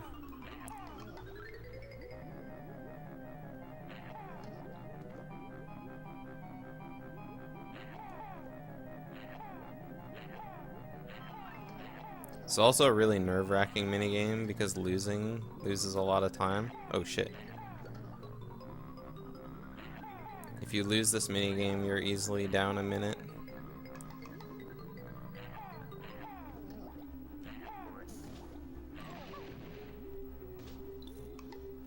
So I didn't take an op- Oh shit! Oh! Oh! Oh, okay, so I lost a bunch of clockworks there in panic. I didn't know I was on clockwork eggs. So I lost a bunch of clockworks, but at least we didn't lose the minigame. These clockworks can be made up. That is probably the first time I've ever done that. Oh my god. Saved, but kind of not really. The best place for me to get these is probably right here, actually. There. Oh shit, I might die now. Oh no, I'm not gonna die. We get it, that never happened before. I need to take damage here anyway. There. Having 2 health is perfect. So doing that detour for the clockworks and then taking 2 damage from air loss was really good. It was slow, but it's the best backup I could think of. Oops.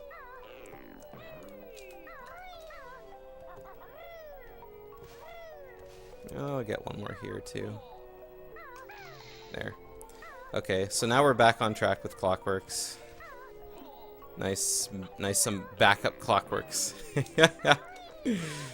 Oh my god, I can't believe that happened. Yeah, I was trying to switch to grenades to like get prepped for the end, but then I forgot that I still had fish to shoot. So I had to quickly switch, but I missed blue eggs by 1. And then when I shot the first clockwork, I was just too panicked to shoot in to switch eggs.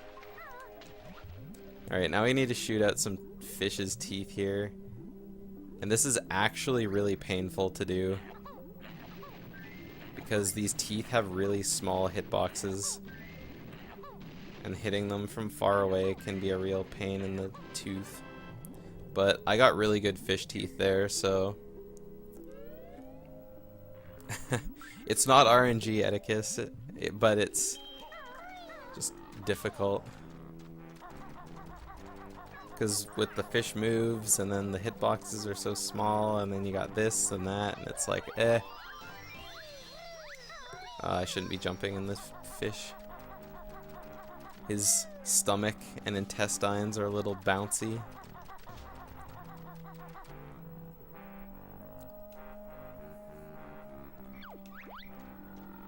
A clockwork egg.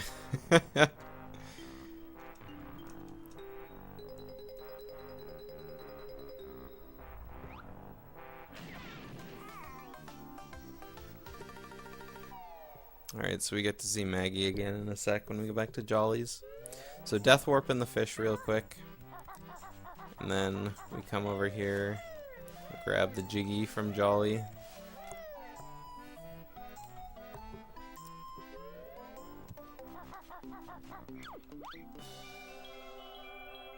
Oh, oh, oh, oh, oh. Oh, oh, oh. Oh, oh.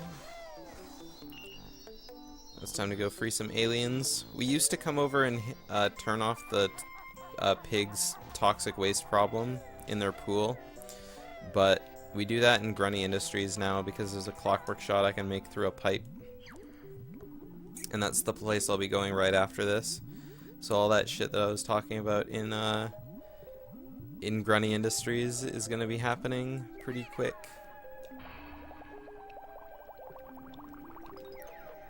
Nice meme.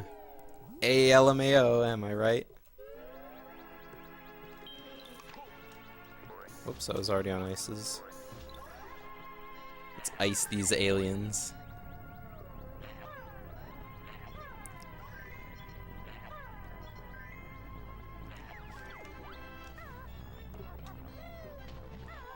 Alright.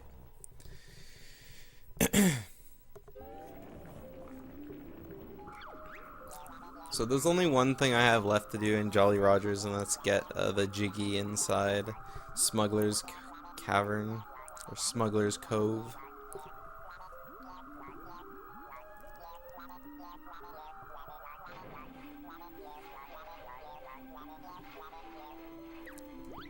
Some snowy mountain. I'll see you guys later.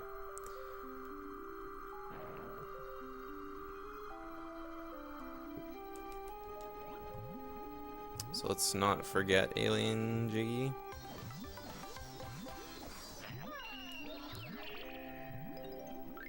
Alright.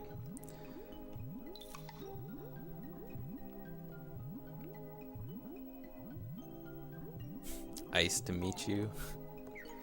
Nice to meet you. Movie of the year. The century.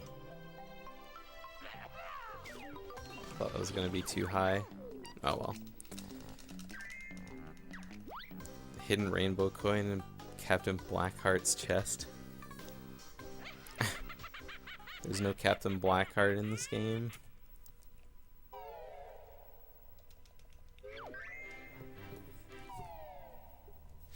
Route Dragon Kazooie. 100% used to get Dragon Kazooie, I'm pretty sure. Alright, so first thing I need to do now is I need to do another Clockwork Warp to get into Grunty Industries. The pirate is Captain Black Eye.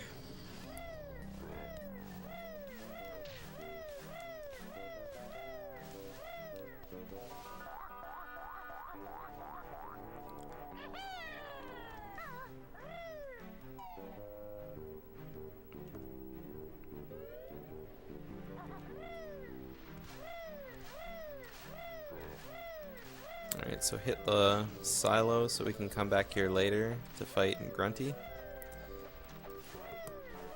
And then the no entry sign is just floating there because we never saw it blow off in the cutscene when I opened the world. So Grunty Industries definitely has the most tricks for how long I spend in the level. First, break in. Gotta freeze this dude. And then quickly get a clockwork up here before he unfreezes. Point the camera towards him, and then walk into the cutscene as I take damage. And that'll let me into the building early, so I don't need the train to get in.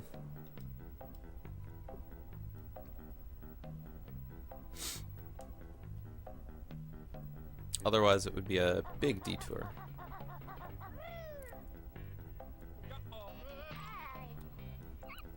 Take damage, and then instantly heal it on Jam Jars, who teaches us Clock Amber Boots.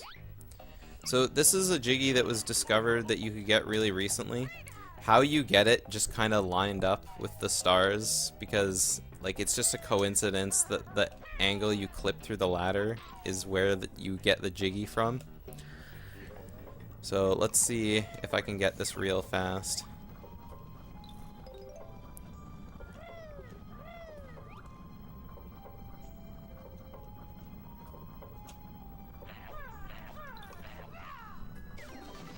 That was hot. So that's the Jiggy you normally get from beating Weldar.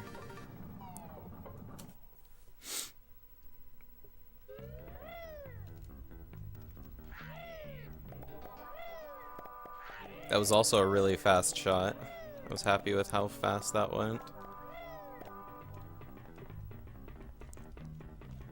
Alright, then you definitely use a lot of clockworks to pick up stuff in this level. So now the tin top Jiggy is up there. Shoot a clockwork like that.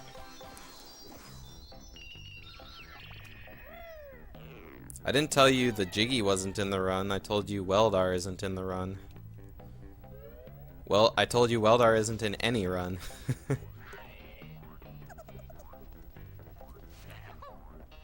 Without that Jiggy skip that I did to get the Weldar Jiggy, I would have had to do Mr. Patch in Witchy World. That's the Jiggy we get instead.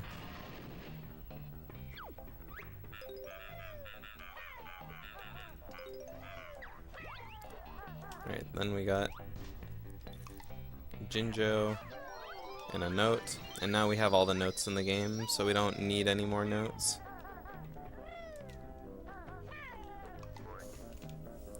This is the last silo in the game. So, this run was entirely bonkless. I didn't bonk on any of Jam Jar's silos. So sorry all of you who wanted to see a bonk happen, but it just didn't happen.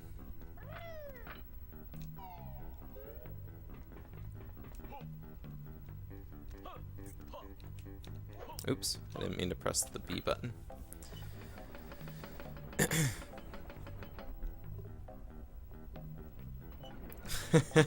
Bonk time.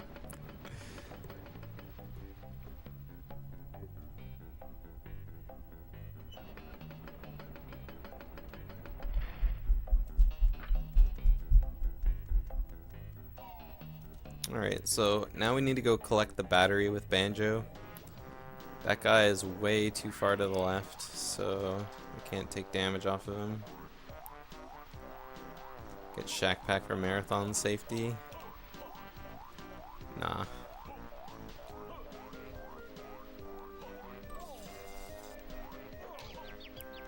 Shack Pack is marathon safe. Worst case scenario, I have to go grab more Clockworks, that's all.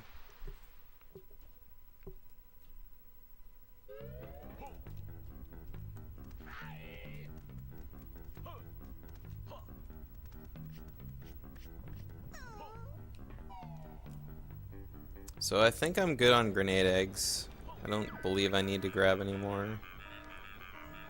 So I'm gonna skip grenade eggs. I may as well pick them up. Then I won't have to get any later, and I can get some more Clockworks in Cloud Cuckoo Land.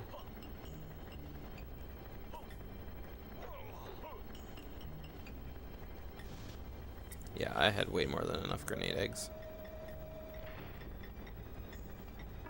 Whoops.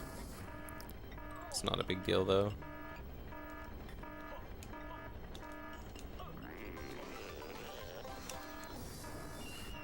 Get crushed.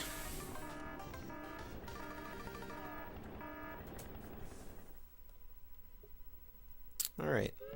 So now we can open up Toxic Waste, and then we gotta switch over to Solo Kazooie again, because now that we've got the front door open, I can do a bunch of flying stuff.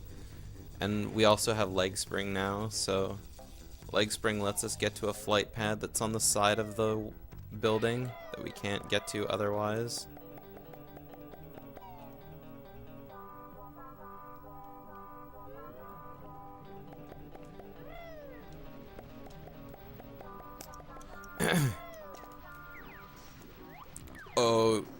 Oh dear.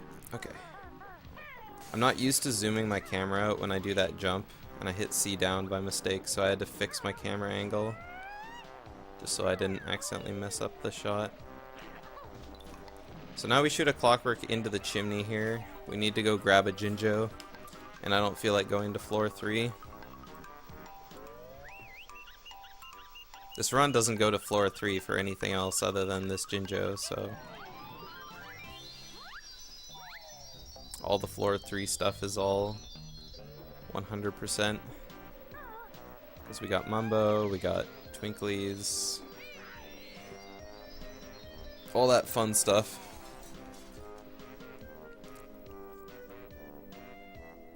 Alright, so on the roof, there's a Jiggy to collect. And then I can do another parallel Clockwork shot through this door. This isn't even really a parallel shot, it's just shooting through this gap in the door.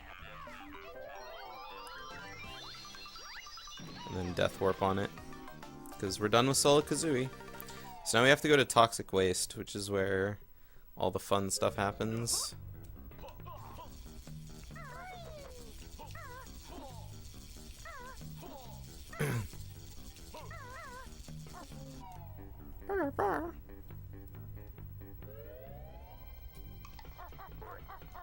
So there's a glitch I'm going to be doing in a sec called Wonderwing Dive, which lets me dive under the water, and if I Talon Torpedo when the water tries to boot me out, it'll keep me under the water so I don't get ejected by the toxic water, I guess.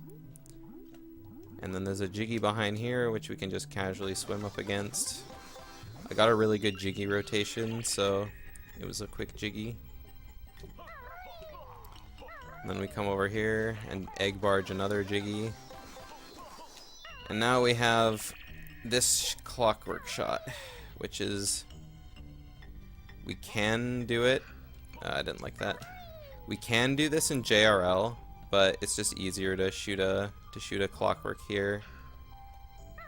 I think that might be a little bit too far to the right still, but I'm gonna see anyway. I think this is fine. Yeah, it was a little too far to the right, so I need to find a better spot now. Or too far to the left, I mean. Yeah, I'm just gonna redo thing. That'll work.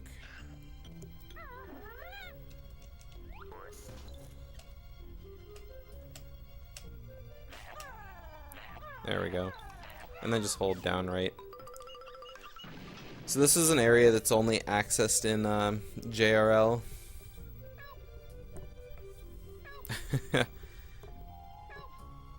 Pyramid, it's more like a monument. So that was kind of slow, but it's whatever. I got it.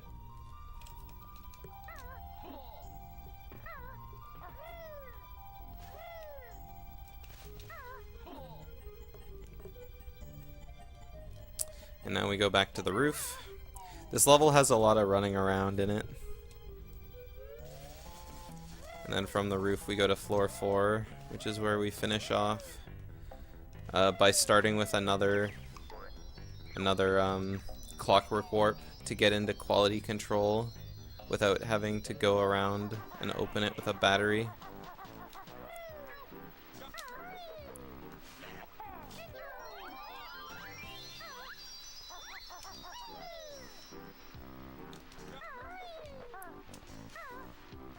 Game ate a lot of my inputs right there. I am the king of dying there.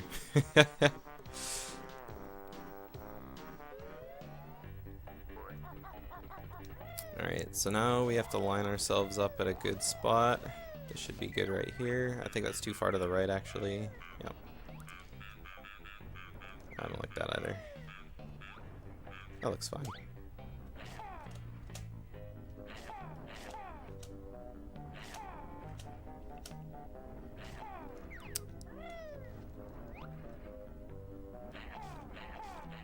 Alright, let's go with that. There we go.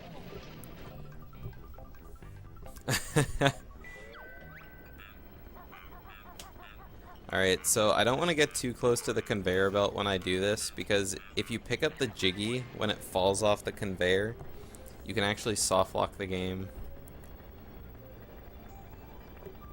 Because you're not supposed to be back here when you shoot these barrels, so if you pick up the jiggy during the cutscene where it spawns, then the game just doesn't know what to do.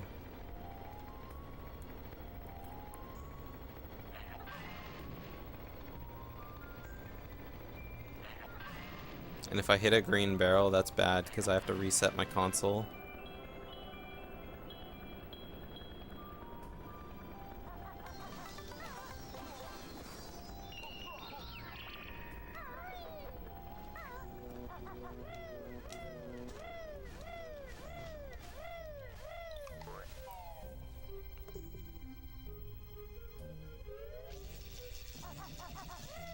Run backwards through the cable room. And then out the closed door to floor 4.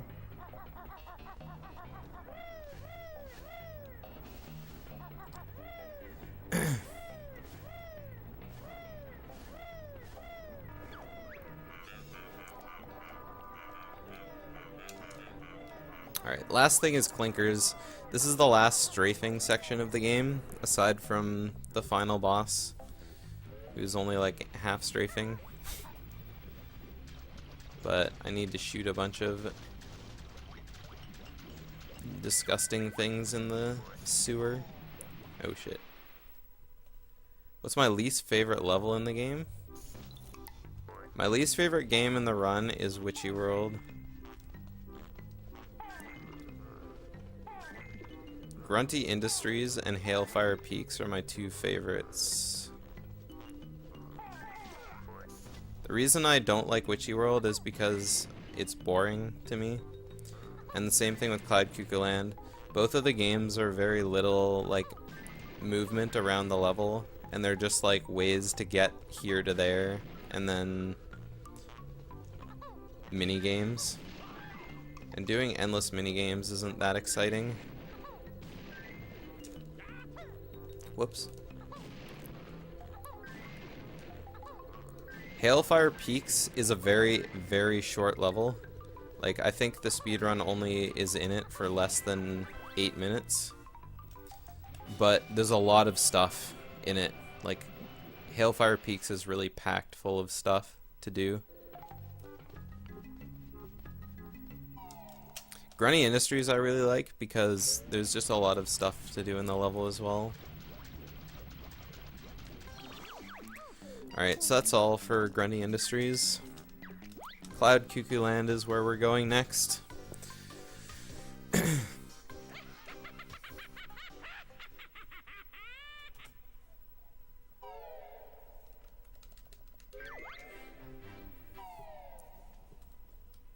The rest of the levels kind of fall in there. Pterodactyland, Hailfire Peaks, and Grunny Industries in no particular order are my favorite levels, though, by far.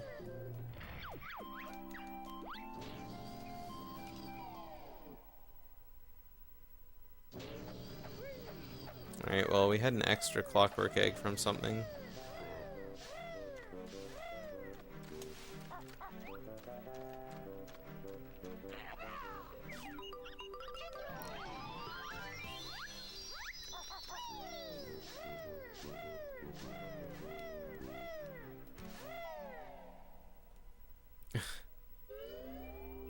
Mini oven.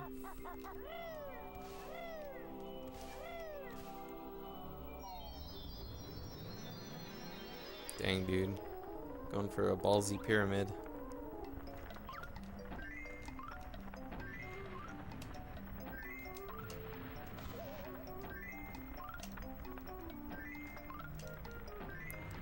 This is a pretty good puzzle layout.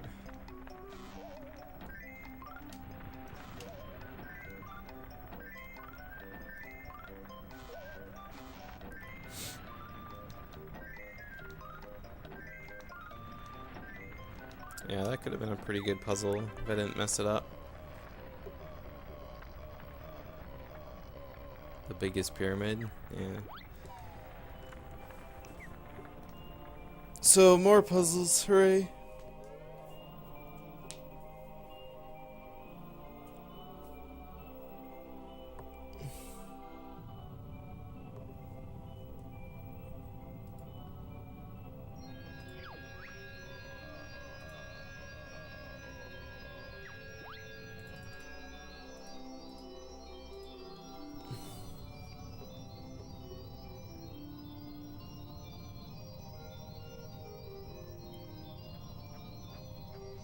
So Cloud Cuckoo Land, there isn't a whole ton of stuff that I can talk about. I'll be doing a lot of mini games and then Cheese Wedge. There's also a quick kill on the boss in that level, Mingy Jongo.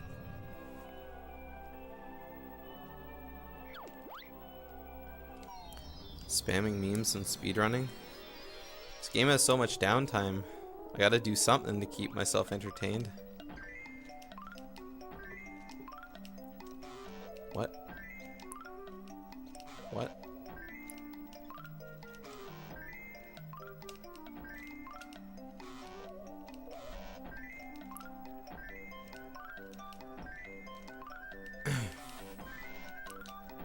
Probably wasn't the best order to do these pieces in, but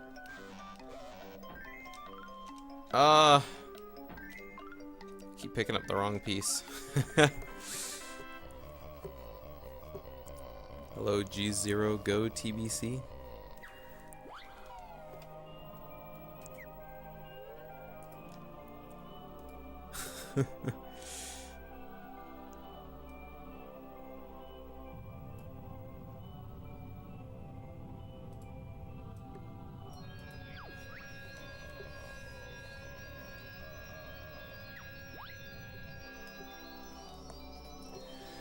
Yeah, the Cloud Cuckoo Land puzzle is always really terrible when it shows like the wall and every piece looks brown. Or it like zooms down to like the central platform where everything's all white.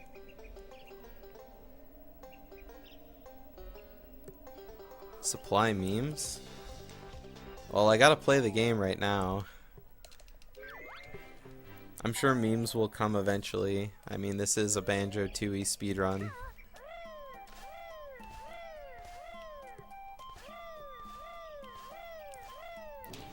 Alright, Alright, so first things first, we need to refill on clockworks again because we're out.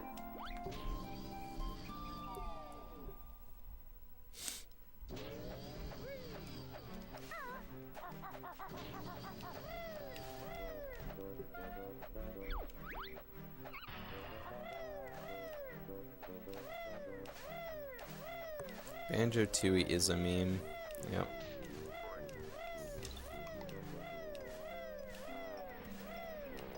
Alright, so let's ride the bubble up. First things first, we do a bunch of difficult solo kazooie stuff right at the beginning. First we have to kill a bunch of germs in a trash can. We have to steal from a safe. We have to win a minigame where we shoot golden jiggies. It's like a movie. Thank you, Mittens, for the ultimate meme. Intensifies. Alright, so first things first, there's a Jinjo up here that we need to get. I've forgotten this Jinjo in runs before.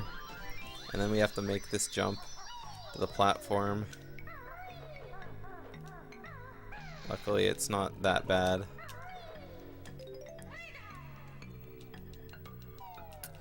Shooting into the super stash is probably the easiest clockwork shot to do through a door in this game because they made the gap so wide. I'm sure most people might have discovered this playing this casually as a kid as well. Like, that gap is thick. And then from here we have to go do a bunch of solo kazooie stuff. You don't really do anything as solo banjo in this category.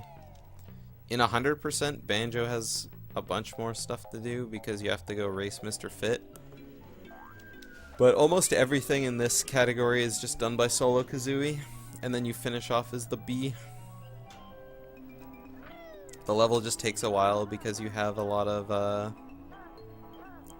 mini games to do.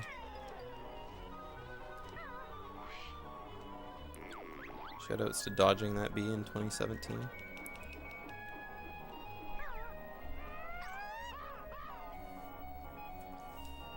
Instead of growing the rainbow, we just do that.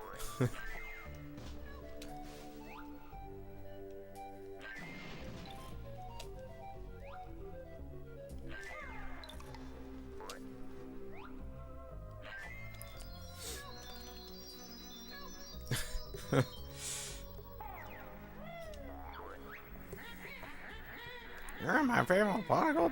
Oh yeah, I told you guys I was gonna do my impression of Cloud Cuckoo Land. I forgot about that. Well.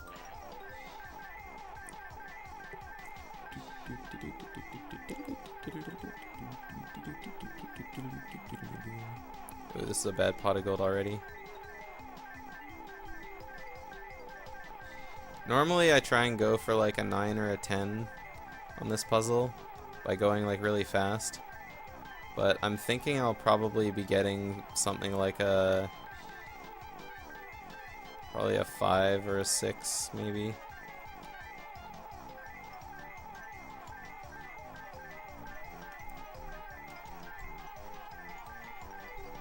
Yeah, 5.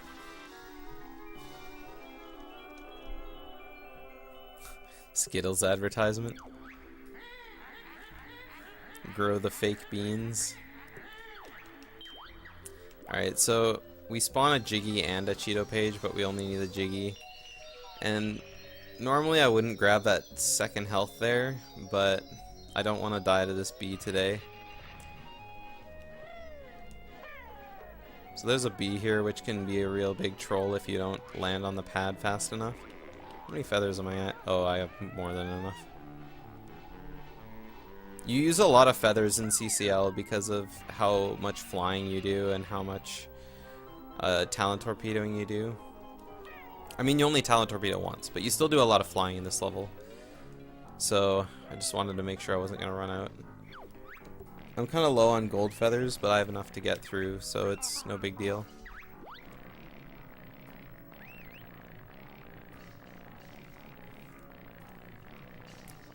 Shall I tell you about the problem? No, please. Will you help me by killing 50 point worth of germs? Yes, please. Okay. So the goal of this game is to get done as fast as possible because there's a Jinjo here that we can leg spring to, and then there's also some eggs that we can collect. And I want to collect some extra clockwork eggs because I need a bunch for Hailfire Peaks. And I don't want to refill on eggs again. So I don't need that many, I only need like 4 or 5 or 6 I think. I think 5, you can do it on 5. But the more the better, because that way if I fail any clockwork shots, I have extras. And this is not a very good pot of gold, or trash can, but it's whatever. So grab the Jinjo, come over here. Clockwork, clockwork.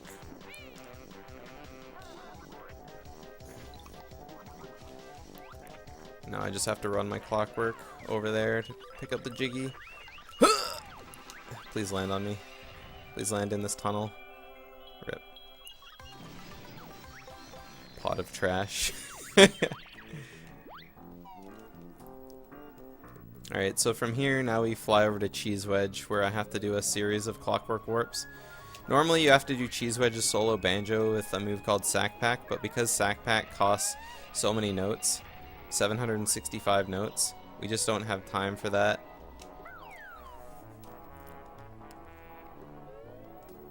So, we clockwork warp through as Solo Kazooie.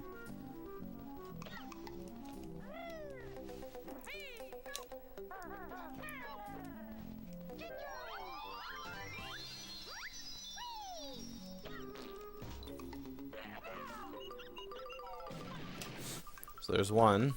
And the second one is really easy. Pot of trash is what you like to call a champ. This one is just poop left, shoot clockwork in the hole, no big deal. This used to be a banjo run. So I'm really short on grenade eggs, but I have enough to finish, so no big deal.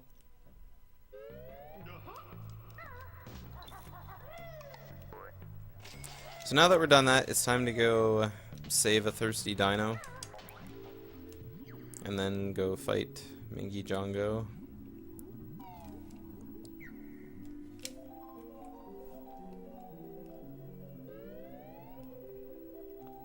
Hopefully I won't surface. Good.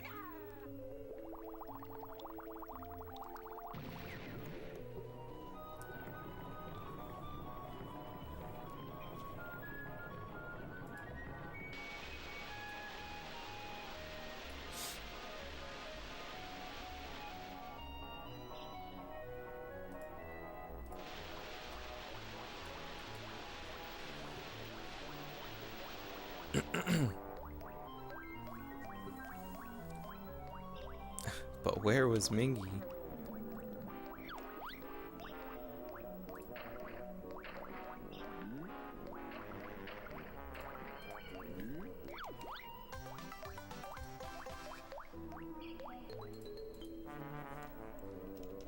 Alright, so Mingy Jongo can appear in 1 out of 2 skulls. Which one has Mingy Jongo and which one has Mumbo is completely random. I'm looking to have Mingy Jongo be in the red skull, because it's the one I go to first. But if he's not here, then I just have to leave and go to the other one, which wastes about 20 seconds. So I definitely do not want him to be in the other skull. And he wasn't. The way to tell is you'll have a little globo counter on the bottom of the screen when you enter the real Mumbo's skull. And also, the Jinjo will always be the same color, whereas Mumbo's skull has a Minjo in it, which could be any color. Let's see if I can quick kill. You can stun lock him with gold feathers. Nope. I got a bad spawn too.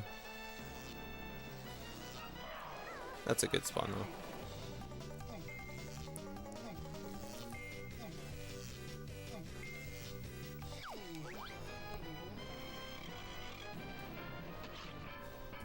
So, I only got 2 eggs pooped out, and I canceled text a little too fast, I think. So, Just didn't work out. But it's no big deal. It doesn't lose that much time to miss the quick kill. Like maybe 4 or 5 seconds, depending on what kind of pattern you get for his warping around the room. I was a robot all along. So now we need to go commit some homicide here. We got an we got an ice cube who desperately wants to return home, so we're just gonna push him off the edge and hope he lands at his igloo.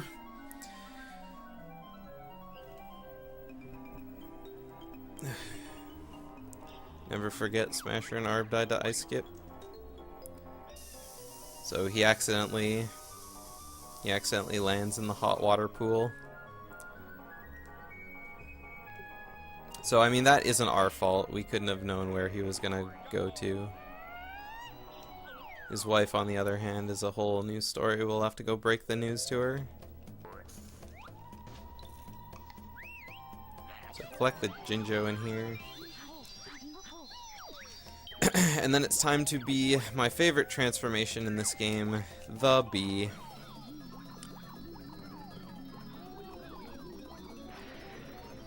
And I like the bee. I like the bee because it can shoot little stingers. I'd also like to point out how nice to the eye those last 4 messages in chat look, because your names are just like the perfect height, like with your badges and stuff, to like make a little staircase of emote faces. Just something satisfying to look at there. Alright, so Jelly Castle's bee is something that's really particular. If you are moving fast with the bee and aiming down slightly, you can squeeze through this little gap in the door that you're supposed to get through with Shack Pack. And I messed it up that time. This was patched in the PAL version and the Xbox version. I don't know if it was patched in the PAL version. I think you might be able to do there, but you can't do it on Xbox because of the way the textures are shaped, probably. So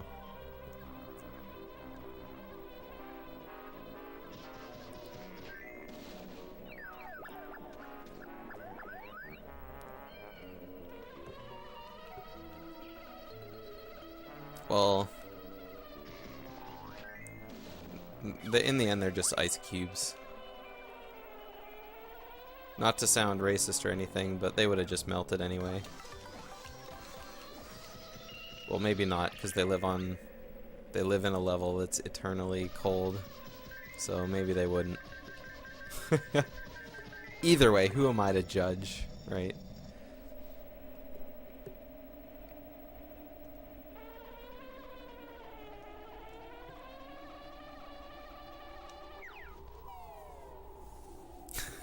All ice cubes do is melt.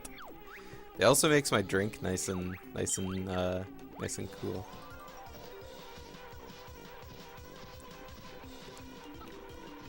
Alright, so now we gotta shoot some Zubbas. The guy wanted us to murder his friends with our stingers. So why not?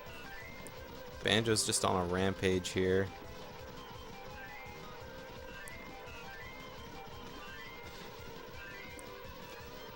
Just remember, you can't spell degenerate without degen.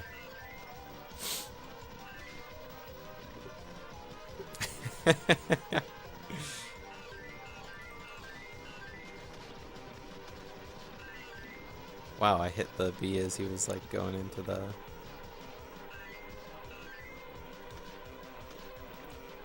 When will the murder stop?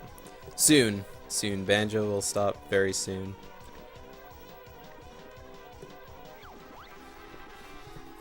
Alright. Hailfire Peaks is the next level I need to go to.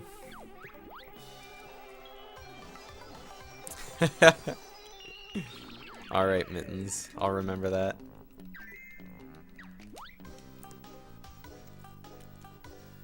So, there used to be a trick called Split Up Skip, where we would skip the splitting up section of the Coliseum by running through the... by clipping into the mountain and falling onto the Jiggy. We still skip doing all the split up stuff, but The trick is now called split up skip, because we can shoot a clockwork into a little slit that you can like grip grab to,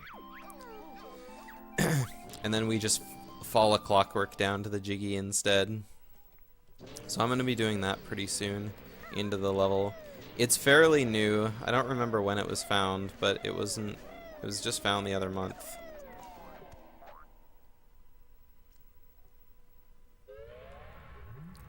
The very hungry caterpillar.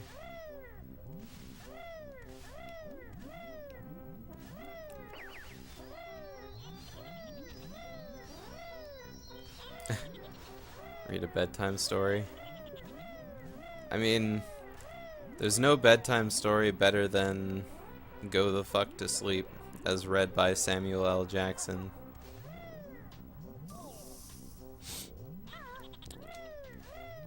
Alright, so we used to have to do this at full health, split up skip, but now that we use a clockwork, it doesn't really matter what my health is at, so we can run across the lava here.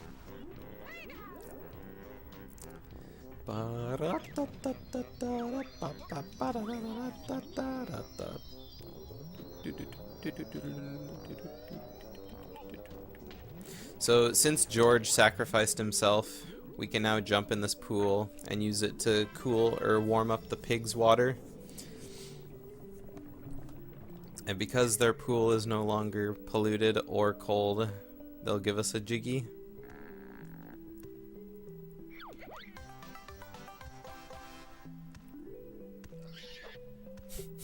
Once upon a time, there was an ice cube couple. One got blown away in a snowstorm one day.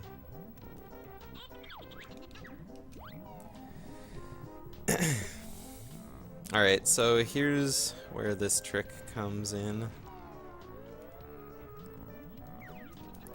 Oh, I almost hit that hand. That would have been devastating.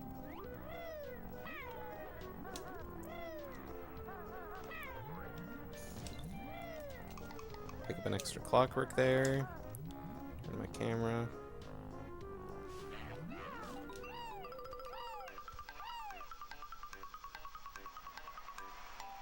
And I got it.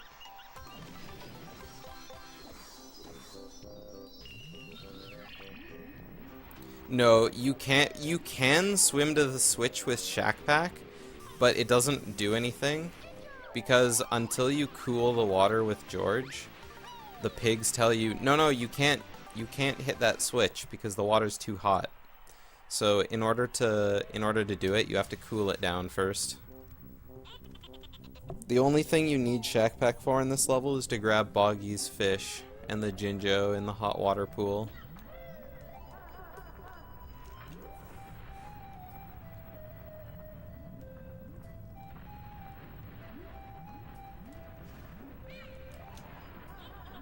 Alright, so Volcano is pretty straightforward. Jump to the platforms and hit the switches. Pretty much it.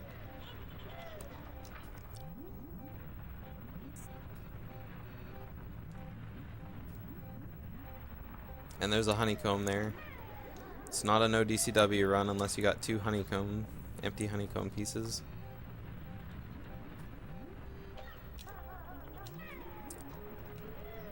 Oh!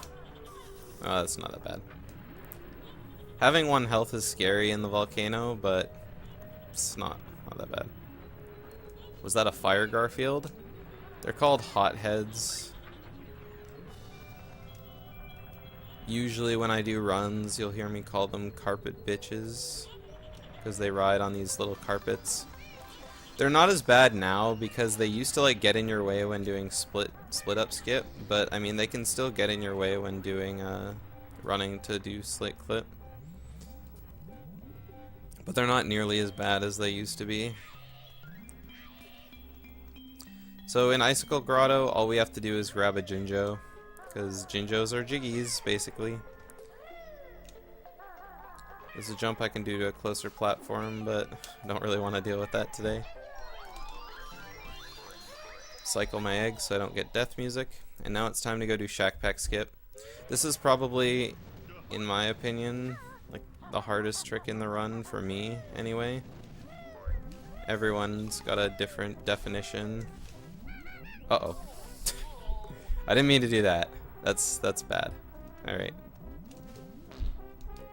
Okay, so now we need to climb up the slope. You can also climb down the path that goes in the opposite direction to enter a different loading zone. And it's not faster, but it's a lot safer. I'm the only person I know who climbs that slope because I don't usually have any problems with it. But those jumps that I did up the slope there were almost frame perfect. There's a small window where you can jump that's like 2 or 3 frames in a 30 FPS game, so it's not that hard to make, but if you miss one, you slide all the way down. It's not consistent at all.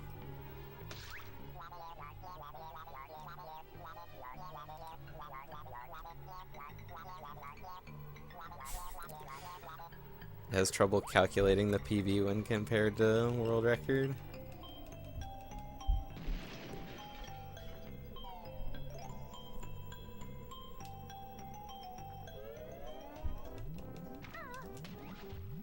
The gap between first place and second place in Banjo-Tooie is pretty big. And then second place, third place, and fourth place are all pretty close. PG is definitely above everyone else in this game.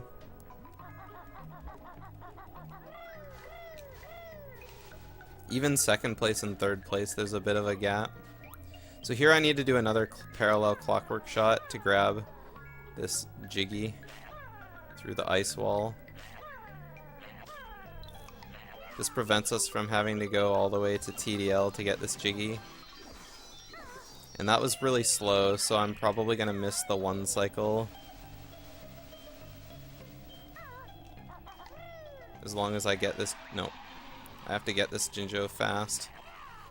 Oh, okay. Well, we've missed the 1 cycle, so I gotta drop down to grab this.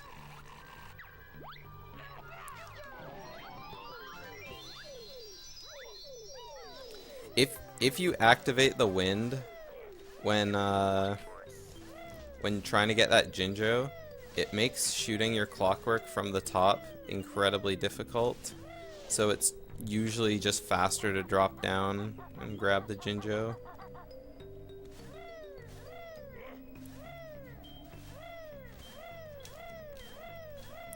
So this is Mildred Ice Cube. George, your husband's dead. Okay, well, okay, bye. Since we missed the 1 cycle, I'm gonna try and do a quick backup here before Chili Willy starts shooting me again.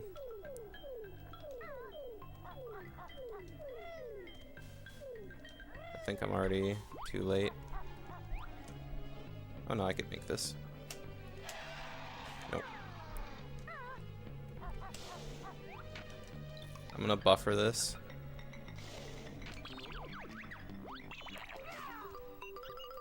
If you pause the game and you can see down below, all you have to do is hold the Z button when unpausing and your egg will always shoot through every time. It's a really easy way.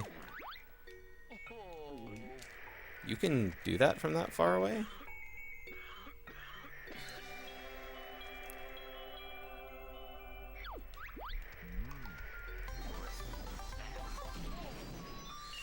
Alright, so there's our 70th Jiggy. Now all we have to do is go beat the game. Double homicide. Well, not really homicide. I would say with George, it's probably closer to manslaughter. Alright, we have 1 grenade egg left.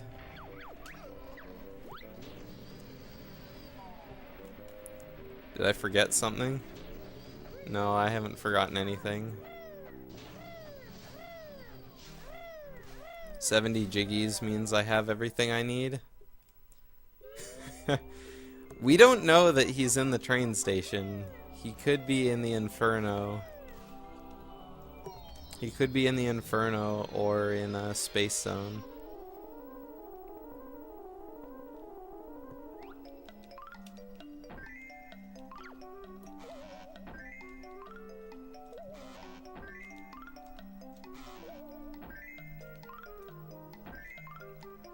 Unless you can, like, feel him there. Oh, what? I didn't even know there was a castle over there.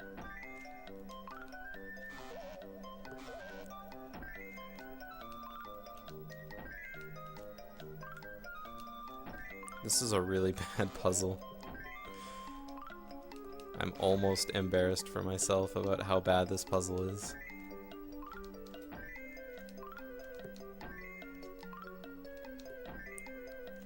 Yeah, that was a really terrible Cauldron Keep puzzle.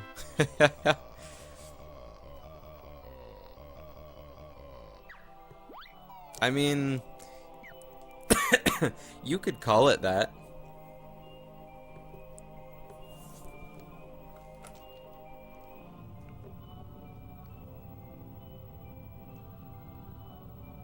I mean, they only get eaten once, I think.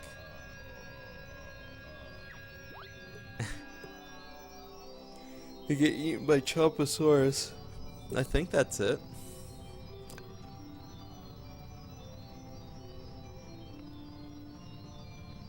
You gotta go? Alright. Oh, if it's MA15.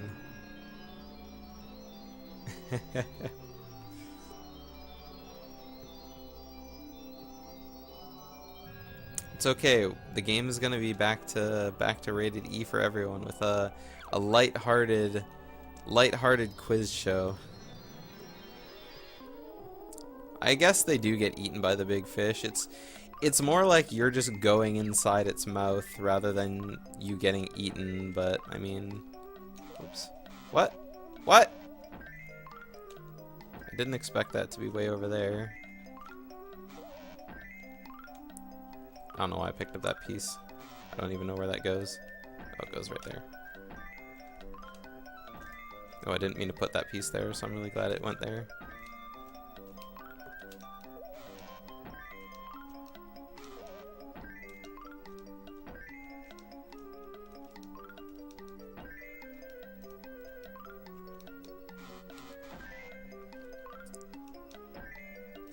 Some of these puzzles, I tell you, dude. That's probably the worst I've ever done on those two puzzles. Yeah.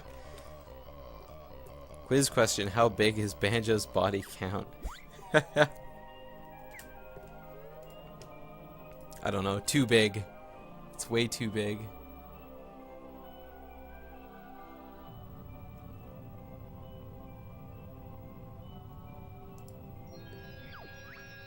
So right now this run is on pace for a low 251.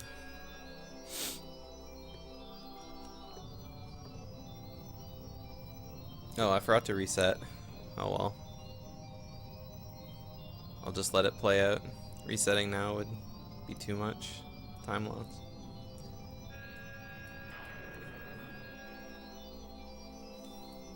Pew.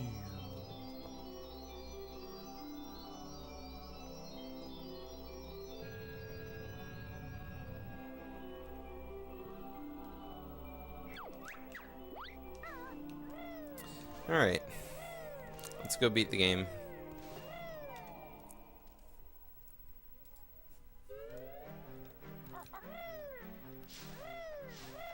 So before we get to fight Grunty, we need to go fight Klungo one more time. And he's got green potion waiting for us at the top of Cauldron Keep. Well, I guess at the bottom of Cauldron Keep, really. Hello, King Troll. Goodbye, King Troll.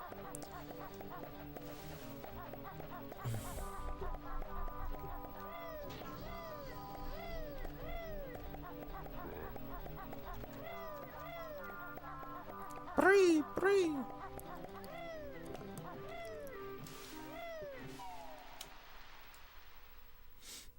This is not world record pace, no. This is very much not.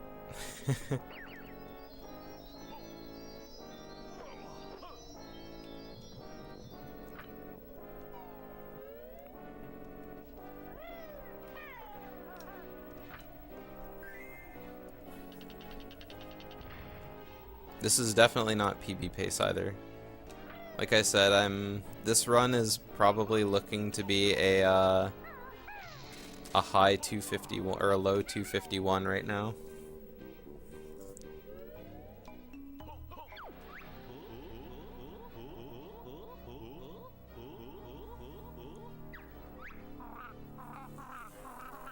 If I had an exactly 1 minute Hag 1 fight and an 11-minute Tower of Tragedy split, I could get world record. Unfortunately, Hag 1 takes 7 minutes.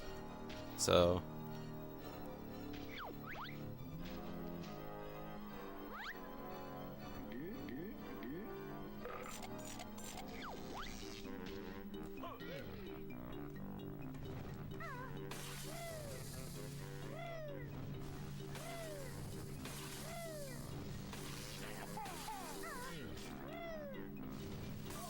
What?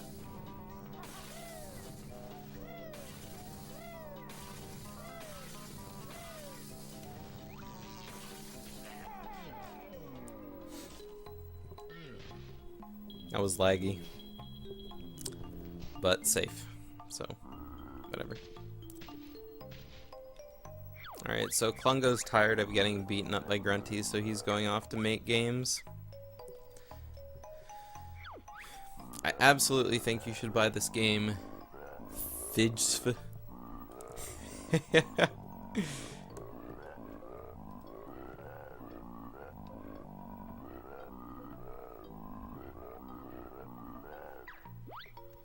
Alright, Klungo goes off to go make Klungo Saves the World, which you get to play in Nuts and Bolts.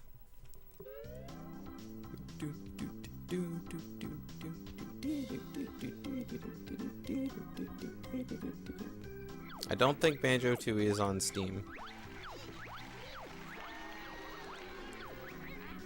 How many broken wave races does Captain Blower's shop have? It has 2. Lingella is on point, it seems. This game does have a sequel. Banjo-Kazooie Nuts and Bolts.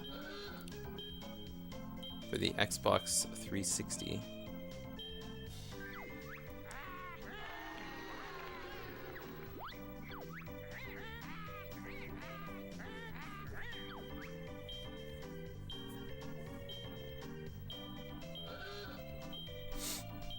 So this quiz show is gonna take up the next 11 or 10 minutes of my time.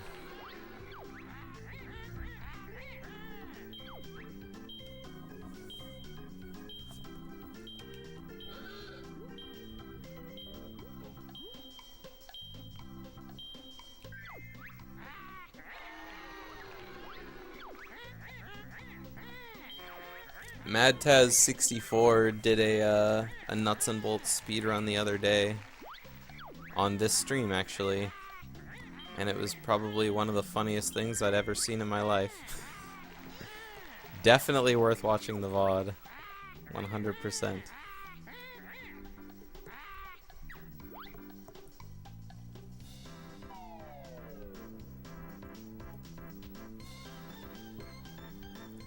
Star, moon, sun, prison compound. What didn't you see? I didn't see a silver star. Ooh, half-wit. Anyone else?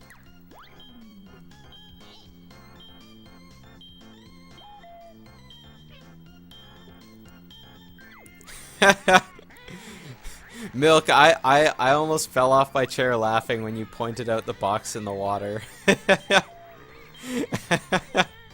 Oh my god. It was so good.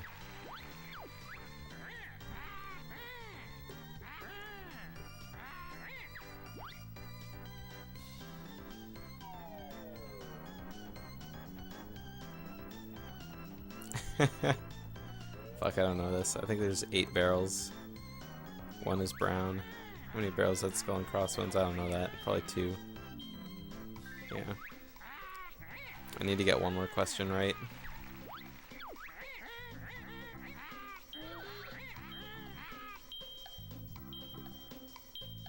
Link VOD. I'm sure it's somewhere in the previous. I don't remember. It was funny though. Puke or spew carrots. I always get that one wrong. I can never remember. How many different characters were involved in the opening? I think it's 8. Yeah. Alright, that was a good round 1.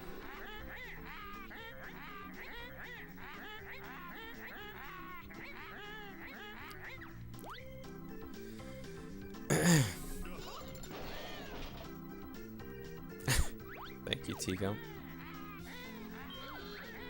Baron Woofak Fak, Sir Woofak Fak, Lord Woofak Fak. I like Lord.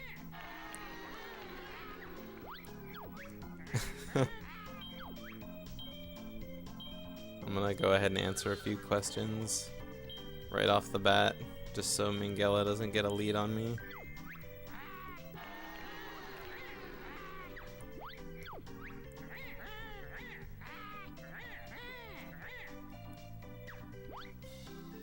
Milk, why you gotta do that to Arctic? Terry. I don't know any of the questions it could be. Who is this? Terry. It's clearly Larry.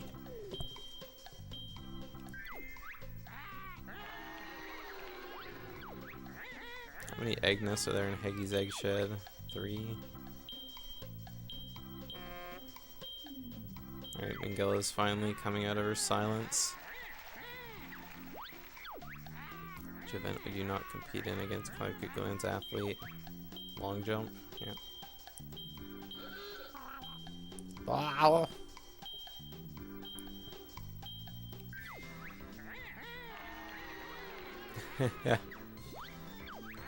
What happens inside Madame Grunny's tent in Witchy World? Inflatable boss fighting, drinking, or fortune telling? I don't think I've ever had this question in like all the time I've been running this game. It doesn't look familiar. Brand of batteries used to open the battery. Oh no, I was gonna start getting questions wrong. Please don't tell me Mingella suddenly knows how to answer questions. His name and Jolly's partner in Mary Jolly Roger's Lagoon. I'm gonna go ahead and get this one wrong. I think I'm safe. It's clearly Happy Haggy. Dance! Anyone else?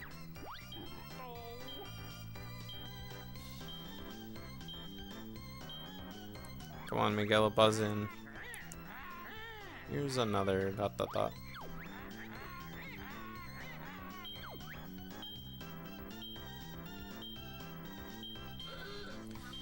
Strange, wobbly, and ridiculous rotund rubber ruffian. That's really funny. The banjo only moves is activated by... Wow, what a cheater. She didn't even see the C button. What's the name of the bird-like character in Garage's Mine? I could probably end the round on this question if she doesn't buzz in. Ah, she buzzed in. Wait to answer! Oh my god. Please be an easy scene. Oh my god, it's this one. There's 8 rungs. Oh my god, she got it right. Or she answered. Oh my god, it's gonna be random. Please. Oh, thank god.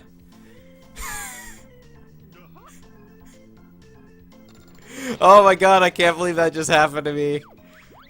Oh my god. Oh,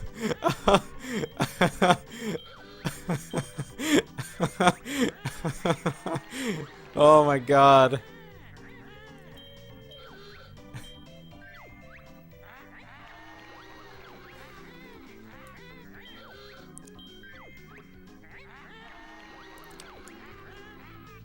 That could have gone really bad. For those of you guys not in the know, if you finish a round tied, Gruntilda randomly selects a winner of the round. So I basically had a 50-50 chance. It wouldn't have started the entire thing again. I would have had to start round 2 again. So I would have only had to redo round 2. Alright. So that's it for Tower of Tragedy. Now we sit and wait for 2 minutes. Ask me anything. All we have left to do is do Hag 1.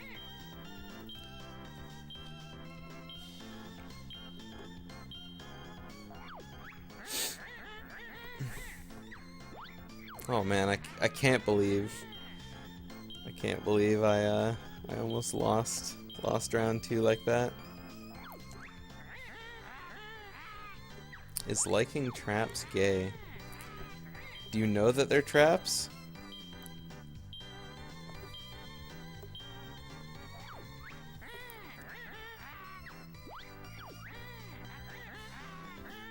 What are my thoughts on ukulele? That's a good question. I thought ukulele was really good. I saw a lot of people having like mixed opinions on it and stuff like that because it wasn't the same as banjo and it wasn't a rare revival kind of thing. But looking at it as its own standalone game, I thought it was really good. Like, the only thing I didn't like about it, well, there were a couple things I didn't like about it, but the fly move was like too good. Like, once you have fly, like, the game is just trivial. Like, flying everywhere just kind of makes the game way too easy. But everything else is just like little nitpicky things. Overall, I thought it was a great game. Which color house did the digger flatten? Flatten the gray Jinjo house, of course.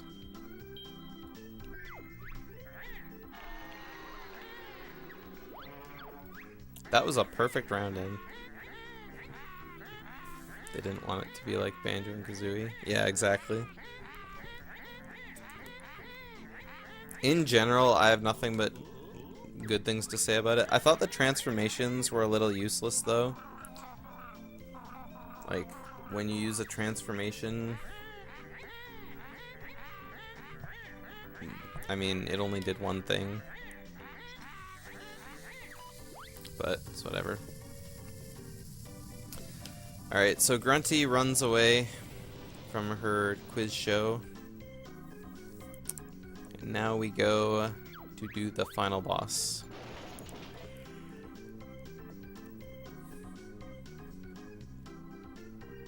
That was a pretty good Tower of Tragedy split. Am I looking forward to a Hat in Time? Not really. I haven't seen any gameplay of a Hat in Time ever. Like when it came out, like earlier, like a couple years ago, the beta or whatever, I never ever saw any gameplay of it. So I don't even know what the game is about. I completely forgot that game even existed, to be honest.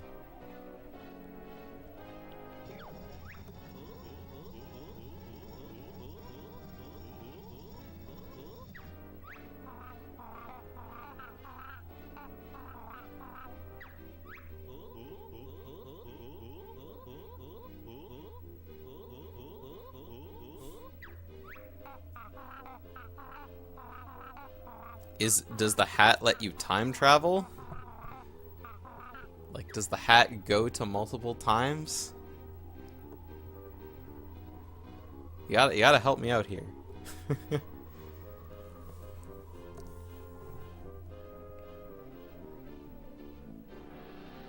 This cutscene is watched twice in 100%. So yes.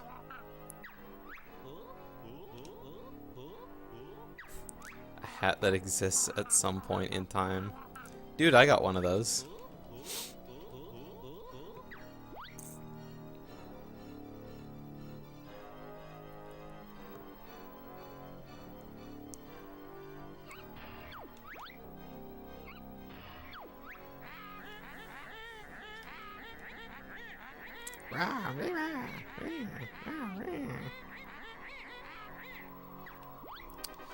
Alright, so Hag 1 is pretty straightforward. Shoot ice eggs at her because they travel through the air fastest. And they also, well, not fastest, not like blue eggs, but they deal 2 damage instead of just 1. There's a fast method to shoot grenades really quick as well, which I may as well show off since I'm here. But it's only really used in any percent. Ah, I'm not gonna do that. You guys can watch an any percent run for that. I do need 2 clockworks for this fight, and I already have that, I see, so that's good. Wow.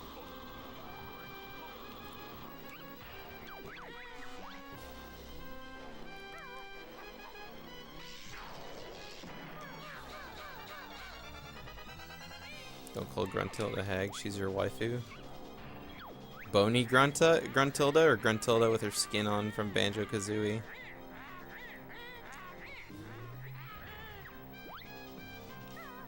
So during this phase we can get up on the drill and look up at the sky to dodge the mortars.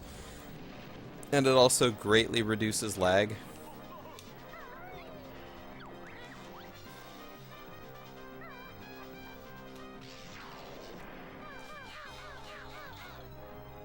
And then we come do it again when she takes out the double mortar cannons. All parts of Grunty-chan.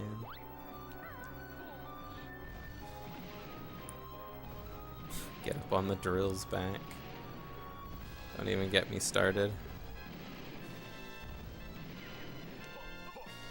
So she shoots 4 shots with 1 mortar and then 6 shots with the 2 mortars. And then after that, she calls it quits. So it's just simple. Move out of the way of her shot, aim up, and then just shoot some eggs. A lot of new runners, when they start this game, have problems learning the aim mechanics and stuff, but will this drill pierce the heavens?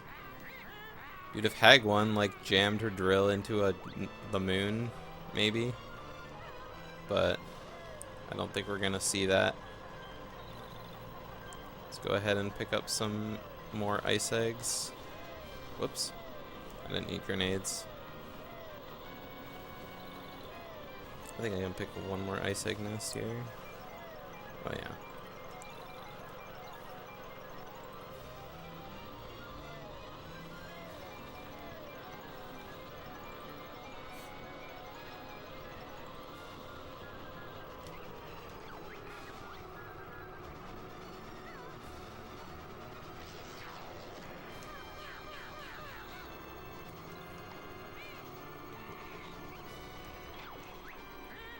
How did I get into C up?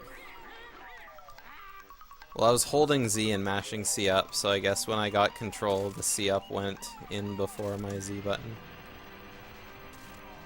Either way. So, battery phase, pretty simple. Just shoot 1 in. Oh god, I'm gonna take damage. Oh well. Oh god, I'm gonna take a lot of damage. I need those honeycombs. Just in case. Oh. Okay. Oh. I'm almost out of ice eggs. That's kind of bad. Actually, oh, I have full ice eggs. I thought I was way lower than that.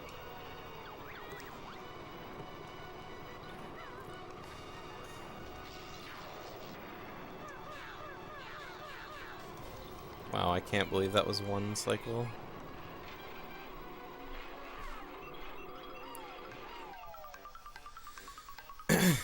Just in case. I mean, the only thing that could go wrong now is dying, which is totally possible, but probably not gonna happen. Time is coming up pretty soon, like in the next minute, so get ready with that.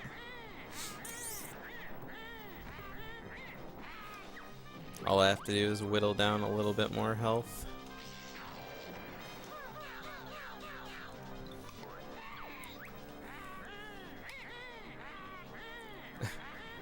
Grabbing the honeycombs was definitely not lag reduction, but I didn't want to die, so figured I should probably grab some extra health. Ugger, please. Those guys are called Uggers, by the way. If I don't backflip, the run is invalid. Well, you can't backflip while you're in first-person mode, so I'm sorry to disappoint. Come on. Alright, time coming up real quick. And time. 2:51:08. Lad.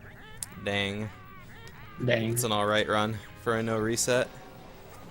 What's your personal record? I had my live split going. My PB is a 247. High 247. So I finished at plus 316 on my own splits. So I mean, that's pretty good for only losing like 3 minutes and 3 hours. That's okay. like almost all of that time was lost to all the stuff that happened to me at Relic Skip, Lord Wu Fac Fac, and just general stuff in Hailfire Peaks. So not bad. I had fun. Any last things you'd like to say? Not really. If you like watching banjo streams, there's lots of banjo runners, so follow them on Twitch. Have fun with that. Alright, thanks, Milk. Thanks, lad.